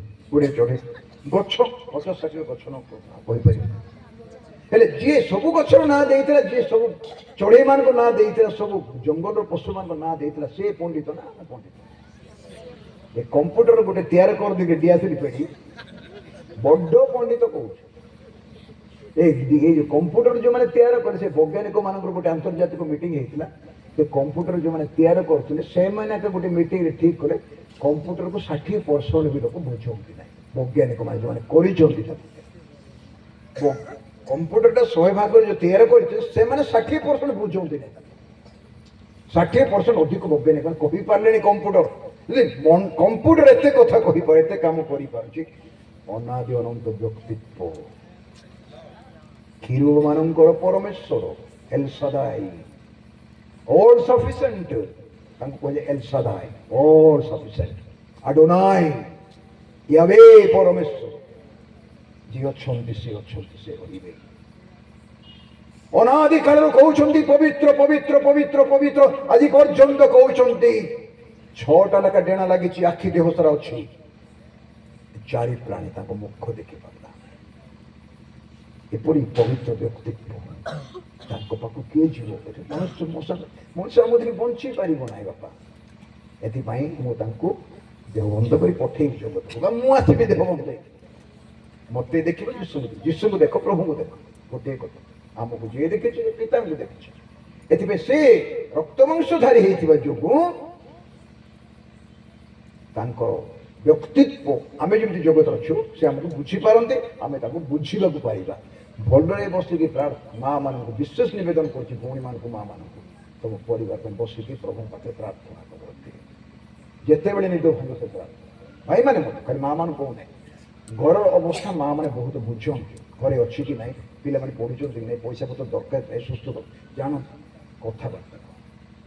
କୃତ୍ରିମ ପ୍ରାର୍ଥନା କରୁନାହିଁ, ହଉ ଏମିତି କିଛି ନାହିଁ ହେଲା। ବସି ପ୍ରଭୁ ମୋ ଘରେ ଚାଉଳ ନାହିଁ କାଲି ରାନ୍ଧିବା ପାଇଁ, ମୋ ପୁଅର ଫିସ୍ ଦରକାର, ମୋ ଝିଅକୁ ବାହାଘର ଦରକାର, ଭଲ ବର ଗୋଟେ ଦରକାର। ଆମ ଘରେ ଗାଈ ଚାଉଳ ପତ୍ର ନାହିଁ, ପଇସା ପତ୍ର ନାହିଁ, ରୋଗ ଶଯ୍ୟାରେ ପଡ଼ିଛୁ। ବାପା ମାଙ୍କୁ ପୁଅ ଝିଅ କଥା ହେଲା ବେଳେ କଥାବାର୍ତ୍ତା କର। ଏକଲା ଏକଲା ବସିକି ପ୍ରଭୁଙ୍କ ସହିତ କଥାବାର୍ତ୍ତା କରେ, ଶିଖନ୍ତୁ। ଗୋଟେ ସପ୍ତାହ ଭିତରେ କ'ଣ ପରିବର୍ତ୍ତନ ହେବ ଦେଖିବେ। ନିର୍ଭର କର ନାହିଁ, ଆତ୍ମାଙ୍କ ଉପରେ ନିର୍ଭର କର। ଈଶ୍ୱରଙ୍କର ଆତ୍ମା ବା ଈଶ୍ୱରତ୍ଵ ଯୀଶୁଙ୍କ ଠାରେ ସମ୍ପୂର୍ଣ୍ଣ ଭାବରେ ବାସ କରୁଥିଲା। ଆଉ ତଳକୁ ପଢିଲେ କଲସି 2 ପଢୁଥିଲେ, ଲେଖା ହେଇଛି, ସେଇଟା ବିଶ୍ୱାସୀ ମାନଙ୍କ ମଧ୍ୟରେ ସେ ପୂର୍ଣ୍ଣତା ପ୍ରଭୁ ଦେବା ପାଇଁ ଚାହୁଁଛି। ତାଙ୍କର ପୂର୍ଣ୍ଣତା, ପିତାଙ୍କର ପୂର୍ଣ୍ଣତା ଯୀଶୁଙ୍କ ଠାରେ, ଯୀଶୁଙ୍କ ପୂର୍ଣ୍ଣତା ବିଶ୍ୱାସୀ ଠାରେ। ସେ ପୂର୍ଣ୍ଣତା କାହାର ପୂର୍ଣ୍ଣତା? ଆତ୍ମାଙ୍କ ପୂର୍ଣ୍ଣତା। ପ୍ରେରିତ କ୍ରିୟା 1:7 ଲେଖାଗଲା, ସମୟ ଆଉ କାଳ କେହି ଜାଣନ୍ତି। এটা পিতাଙ୍କ ଅଧୀନ, ଯୀଶୁଙ୍କ ଅଧୀନ ମଧ୍ୟ ନାହିଁ। ସ୍ୱର୍ଗ ମର୍ତ୍ତ୍ୟ ପାଦ ଅଧିକାର ଯୀଶୁଙ୍କ ଅଧିକାର ଦିଆଗଲା, କିନ୍ତୁ ସମୟ ଅଧିକାର ପିତା ରଖିଲେ। ସେଥିପାଇଁ ଯୀଶୁ କେବେ ଆସିବେ ପ୍ରକାଶ କଲେ ହେଲା। ଏଥିପାଇଁ ଏଟା ବିଶେଷ ଯୀଶୁ କଲେ। ଏଥିପାଇଁ ମୁଁ ମଧ୍ୟ ଜାଣିନି ଏ କଥା, ସ୍ୱର୍ଗସ୍ଥ ପିତାକା ଜାଣନ୍ତି। କାହିଁ ସମୟ କାଳ ତାଙ୍କ ଅଧୀନ, ଦିନ ଦଣ୍ଡଟା ମୋ ଅଧୀନ। ମୁଁ ଜାଣିଛି କେବେ ଆସିବି, ଚିହ୍ନ ଲକ୍ଷଣ ଦେଇଦେଲେ ସବୁ ଯାକ, କିନ୍ତୁ କୋଉ ତାରିଖ କୋଉ ଦିନ ଆସିବେ, କୋଉ ଘଣ୍ଟାରେ ଆସିବେ ସେଟା କହିଯାଇଛି, ସେଟା ସେ ଜାଣିନାହାନ୍ତି। ରକ୍ତ ମାଂସ ଧାରି ପୁରୁଷ। ଆଜି ଆପଣଙ୍କୁ ମତେ ଦରକାର ପୂର୍ଣ୍ଣତା। ଠିଆ ହେବା ସମସ୍ତେ, ନିଜ ଜାଗାରେ ଠିଆ ହେବା, ସମସ୍ତେ ଠିଆ ହୁଅନ୍ତୁ, ସମସ୍ତେ ଠିଆ ହୁଅନ୍ତୁ। 5 ମିନିଟ୍ ପାଇଁ ମୁଁ ସାଙ୍ଗେ ସାଙ୍ଗେ ଛାଡ଼ିଦେବି, ଆମେ ପଳେଇବା ଘରକୁ। ବହୁତ ସମୟ ହେଲାଣି। ପିଲାମାନଙ୍କୁ ଧରିଛନ୍ତି ମା ମାନେ, ନମ୍ରତାର ସହିତ ଚକ୍ଷୁ ବନ୍ଦ କରି ହାତ ଯୋଡ଼ି ତାଙ୍କ ନିକଟକୁ ଯିବା, ତାଙ୍କ ପୂର୍ଣ୍ଣତା ପାଇଁ ପ୍ରାର୍ଥନା କରିବା। ପୂର୍ଣ୍ଣତା, ତାଙ୍କର ପୂର୍ଣ୍ଣତା। ମୋର ପୂର୍ଣ୍ଣତା ଆପଣଙ୍କ ପାଇଁ ନାହିଁ, ଆପଣଙ୍କ ପୂର୍ଣ୍ଣତା ମୋ ପାଇଁ ନାହିଁ। ଆପଣଙ୍କର ପୂର୍ଣ୍ଣତା ଖ୍ରୀଷ୍ଟଙ୍କର ପୂର୍ଣ୍ଣତା। ମୋ ଜୀବନରେ ଯଦି ମୁଁ ପୂର୍ଣ୍ଣତା ଚାହୁଁଛି ତ ଯୀଶୁଙ୍କର ପୂର୍ଣ୍ଣତା ପୂର୍ଣ୍ଣତା ଆମେ ଡାକିଲା ବେଳେ କାହିଁକି କିଏ ନଥିଲା, କାହିଁକି କିଏ ଉତ୍ତର ଦେବାକୁ ନଥିଲା, ଆମେ ଆସିଲା ବେଳେ କାହିଁକି କିଏ ନଥିଲା। ଯଦି ଆପଣ ବ୍ୟବହାର ଆପଣ ଚାହୁଁଛନ୍ତି ଘରେ ଥାଇ ମଣ୍ଡଳୀ ପାଇଁ ପ୍ରାର୍ଥନା କରିପାରିବେ, ପ୍ରଭୁଙ୍କ ଲୋକଙ୍କ ପାଇଁ ପ୍ରାର୍ଥନା କରିପାରିବେ, ପ୍ରଭୁଙ୍କ ଦାସମାନଙ୍କ ପାଇଁ ପ୍ରାର୍ଥନା କରିପାରିବେ, ସୁସମାଚାର ପ୍ରଚାରକମାନଙ୍କ ପାଇଁ ପ୍ରାର୍ଥନା କରିପାରିବେ, ବାକ୍ୟ ଯେପରି ଲୋକଙ୍କ ପାଖରେ ପହଞ୍ଚିବ ଏଥିପାଇଁ ପ୍ରାର୍ଥନା କରିପାରିବେ, ଦୁଃଖୀମାନଙ୍କ ପାଇଁ ପ୍ରାର୍ଥନା କରିପାରିବେ, ଯେଉଁମାନଙ୍କୁ ନା ଜାଣିଛନ୍ତି ସେମାନଙ୍କର ଆତ୍ମୀୟ ସ୍ୱଜନ ବନ୍ଧୁ ବାନ୍ଧବ ପ୍ରିୟଜନ ପରିବାର ବର୍ଗ ଯିଏ ଯୋଉଠି ସେମାନଙ୍କ ପାଇଁ ଆପଣ ପ୍ରାର୍ଥନା କରିବେ। ପ୍ରାର୍ଥନା ସବୁଠାରୁ ବଡ଼ ମିନିଷ୍ଟ୍ରି। ଆଜି ଜଳତାର ମଣ୍ଡଳୀରେ ପ୍ରାର୍ଥନାର ଧ୍ୱନି ଉଠୁ, ଦେଖିବେ ଯୋଉଟା ପରିବର୍ତ୍ତନ ହେଇନାହିଁ ସେଟା ପରିବର୍ତ୍ତନ ହେଇଛି। ପ୍ରଚାର କମ କରନ୍ତୁ, ପ୍ରାର୍ଥନା ବହୁତ କରନ୍ତୁ। ଆପଣଙ୍କୁ ବକ୍ତା ହେବାର ଦରକାର ନାହିଁ। Hallelujah hallelujah. ଆପଣଙ୍କୁ ବକ୍ତା ହେବାର ଦରକାର ନାହିଁ। ଆପଣଙ୍କୁ ଦରକାର, ମୋତେ ଦରକାର ପ୍ରଭୁଙ୍କର ନିକଟକୁ ଯାଇ ବିପଦ କଥା କହିବା, ସାହସରେ ଆମେ ସାହସ ପୂର୍ବ କଥା କହିପାରିବା। ଏଥିପାଇଁ ଆଜି ରାତ୍ର ସମୟରେ ଏଇ ଜାଗା ଛାଡ଼ିବା ପୂର୍ବରୁ ପାଉଲ କହିଲେ ଆମ୍ଭମାନଙ୍କ ସହିତ ତୁମ୍ଭମାନଙ୍କ ଅଭିଷେକ କରିବା ପାଇଁ ଚାହାନ୍ତି ମିଶାଇକି। ଆଜି ସମସ୍ତଙ୍କ ଅଭିଷେକ ଦରକାର। ଯେଉଁମାନେ ଚାହାନ୍ତି ନମ୍ରତାର ସହିତ ପ୍ରଭୁଙ୍କର ଅଭିଷେକ, ମୁଁ କହୁନି ନାହିଁ ବୋଲି, ଅଛି ଆପଣଙ୍କ ପାଖରେ ଅଭିଷେକ ଅଛି। ବର୍ତ୍ତମାନ ଏଠି ପରିତ୍ରାଣ ପ୍ରାପ୍ତ ବ୍ୟକ୍ତିମାନେ ଆମେ ଅଛୁ, ଯୀଶୁକୁ ଜାଣିଛୁ, ପବିତ୍ର ଆତ୍ମା ଭିତରେ ଅଛନ୍ତି। ତୁମାନେ କି ଜାଣୁ ନାହିଁ ତୁମାନେ ପବିତ୍ର ଆତ୍ମାଙ୍କ ମନ୍ଦିର, ଆଉ ପବିତ୍ର ଆତ୍ମା ଈଶ୍ୱରଙ୍କର ଆତ୍ମା ତୁମ ଅନ୍ତର ଭିତରେ ବାସ କରନ୍ତି। ଆପେ ଯେପରିକି ପବିତ୍ର ଆତ୍ମାଙ୍କ ସହିତ ସହଭାଗିତାରେ ଜୀବନ କାଟି ପାରିବା, ତାଙ୍କ ଉପସ୍ଥିତିରେ, ତାଙ୍କ ପୂର୍ଣ୍ଣତାରେ, ତାଙ୍କ ଅଭିଷେକରେ। ଏଥିପାଇଁ ସର୍ବଦା ନିଜକୁ ପ୍ରସ୍ତୁତ କରୁ। ନିଜ ଚେଷ୍ଟାରେ ନୁହେଁ, ବାକ୍ୟ ଦ୍ୱାରା ପ୍ରସ୍ତୁତ ହେଇପାରିବା। ଅନାଥରେ କୃଷ ଉପରେ ଝୁଲୁଛି ତାଙ୍କର ଶରୀର। ସେ ଗୋଲଗଥାଟାକୁ ଅନାନ୍ତୁ ମୋର ଭାଇ ଭଉଣୀ ମାନେ, ଯୋଉଠି ଯୀଶୁ ଖ୍ରୀଷ୍ଟ ଆପଣଙ୍କ ପାଇଁ ମୋ ପାଇଁ କାଲବରୀ କ୍ରୁଶରେ ଝୁଲୁଛନ୍ତି। ଆପଣଙ୍କ ପାଇଁ ମୋ ପାଇଁ ପେମେଣ୍ଟ କରିଛନ୍ତି ସବୁ କିଛି। ଆଜି ଏହି ସମୟରେ ପ୍ରତ୍ୟେକ ବାପା ମା ଭାଇ ଭଉଣୀ ଆମେ ଯେ ଜଣ ଠିଆ ହେଇଛୁ, ଧ୍ୟାନରେ ଶୁଣନ୍ତୁ। ଆପଣଙ୍କର କଣ ଆବଶ୍ୟକତା ଅଛି ବ୍ୟକ୍ତିଗତ ଜୀବନରେ? ଆପଣଙ୍କର କଣ ଆବଶ୍ୟକତା ଅଛି ବ୍ୟକ୍ତିଗତ ଜୀବନରେ? ତାକୁ ନେଇକି ପ୍ରଭୁ ପ୍ରକାଶନ୍ତୁ, ଖୋଲିକି କହିଦିଅନ୍ତୁ। ଏବେ ପରେ ନାହିଁ, ଏବେ ଅନ୍ୟ କଥା ନାହିଁ। ଆପଣଙ୍କର ବ୍ୟକ୍ତିଗତ ଜୀବନରେ ଆଉ ପରିବାର ଜୀବନରେ କଣ ଅଛି ଆବଶ୍ୟକତା, ତାକୁ ଗୋଟି ଗୋଟି କରି କହିଦିଅନ୍ତୁ। এইটা মোর দরকার প্রভু, এইটা মোর দরকার, ମୁଁ ଭାବୁଛି ଏଇଟା ହେଲେ ମୋର ଠିକ ହେବ।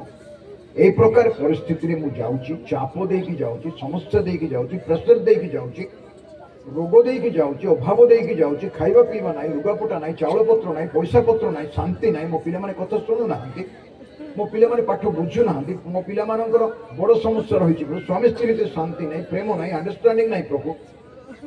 ମୁଁ ଆତ୍ମିକ ଜୀବନରେ ଅବହେଳା କରିଛି, ମଣ୍ଡଳୀକୁ ଠିକରେ ଯାଇପାରୁନାହିଁ, ମଣ୍ଡଳୀ ପାଇଁ କାମ କରିପାରୁନାହିଁ ପ୍ରଭୁ। ମୁଁ ମଣ୍ଡଳୀରେ ବିଶ୍ୱାସ ଦେଇକି ରହିବାକୁ ପାରିବି, ତୁମ ଦାସ ହେଇକି ରହିପାରିବି, ଦାସ ହେଇକି ରହିପାରିବି। ମୋର ବ୍ୟକ୍ତିଗତ ଜୀବନର ସମସ୍ୟାକୁ ତୁମ ବେଦୀରେ ମୁଁ ଥୋଇ ଦେଉଛି ବାପା। ତାଙ୍କର ବାକ୍ୟର ପ୍ରତିଜ୍ଞା ପ୍ରମାଣେ ତୁମର ସକଳ ଚିନ୍ତାର ଭାର ତାହାଙ୍କ ଉପରେ ପକାଅ, ଯେ ସେ ତୁମ ପାଇଁ ଚିନ୍ତା କରନ୍ତି। କେହି ଚିନ୍ତା ନ କଲେ ମଧ୍ୟ ସେ ଚିନ୍ତା କରନ୍ତି। ଆସୁ ଯେତେ ଚିନ୍ତା ଆଜି ରାତି ରହିଛି ମାନଙ୍କ ମନ ଭିତରେ, ସେ ପ୍ରତ୍ୟେକଟି ଚିନ୍ତା ଯୀଶୁଙ୍କ ପାଖକୁ ଆଣିବା। ଯେଉଁମାନେ ଚାହାନ୍ତି ସେ ଚିନ୍ତା ନେଇ ଯୀଶୁଙ୍କ ପାଖକୁ ଆସିବା ପାଇଁ, ନିକଟବର୍ତ୍ତୀ ହେବା ପାଇଁ, ସେମାନେ ନିଜର ସିଦ୍ଧାନ୍ତ ଦେଖାଇବା ପାଇଁ ସାମ୍ନାକୁ ଆସନ୍ତୁ, ସାମ୍ନାକୁ ଆସନ୍ତୁ। ଯେଉଁମାନେ ନିଜର ସିଦ୍ଧାନ୍ତ, ନିଜର ଚିନ୍ତା ଭାବନା ଅଭାବ ଅନାଟନ ପ୍ରଭୁଙ୍କୁ ଦେବା ପାଇଁ ଚାହାନ୍ତି, ଯୋଉଠି ଥିଲେ ମୋତେ ଦେଇପାରିବେ, ସାମ୍ନାକୁ ଆସିଲେ ଦେବେ ବୋଲି ମୁଁ କହୁନାହିଁ। ଆପଣ ସିଦ୍ଧାନ୍ତ ଯଦି ନେଉଛନ୍ତି ତାକୁ ଦେଖାଇବା ସବୁ ସାମ୍ନା ବାଧ୍ୟତା, ସାମ୍ନାକୁ ଆସନ୍ତୁ। এই জায়গা ଭାଇମାନେ ଭଉଣୀମାନେ ପୁଅମାନେ ଝିଅମାନେ କାହାକୁ କିଏ ଦେଖିବା ଦରକାର ନାହିଁ। କିଏ ଯାଉଛି ନ ଯାଉଛି ନା, ତମେ ଆସ একত্র চিন্তার সহিত প্রভুଙ୍କ নিকটবর্তী ହେବା। ଆମର সকল ଚିନ୍ତାର ଭାର ନେଇକି ଯିବା। ଲାଜ କର ନାହିଁ, ପଛ ଘୁଞ୍ଚା ଦିଅ ନାହିଁ, କାଳେ ମୋତେ କିଏ କ'ଣ ଭାବିବ ପରା, କିଏ ମୋ ପାଇଁ ଚିନ୍ତା କରିବ। ପ୍ରେଷ୍ଟିଜ୍ ପାଇଁ ଚିନ୍ତା କରନ୍ତୁ ନାହିଁ। किए ठिया होचंदी कि आंटू मारुचंदी अच्छी प्रभु अभिषेक अच्छी मैं अनुभव कर अभिषेक आम समस्ते सुस्थिर भाव प्रार्थना कर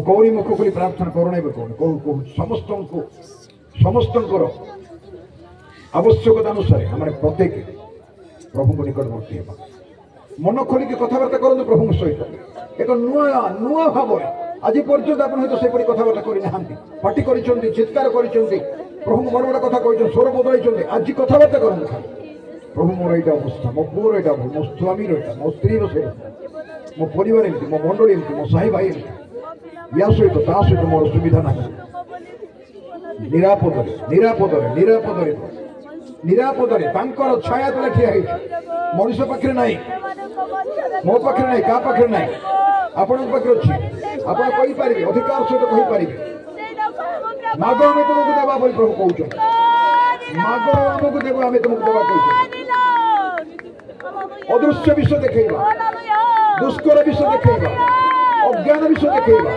जो जाने तो हमें देखा केवल रोग नुहे जहाँ आवश्यकता प्रार्थना कर जहाँ समस्या स्थिति प्रार्थना कर जोटा अच्छी प्रशंसा कहूना हम तुम शुण प्रशंसा करने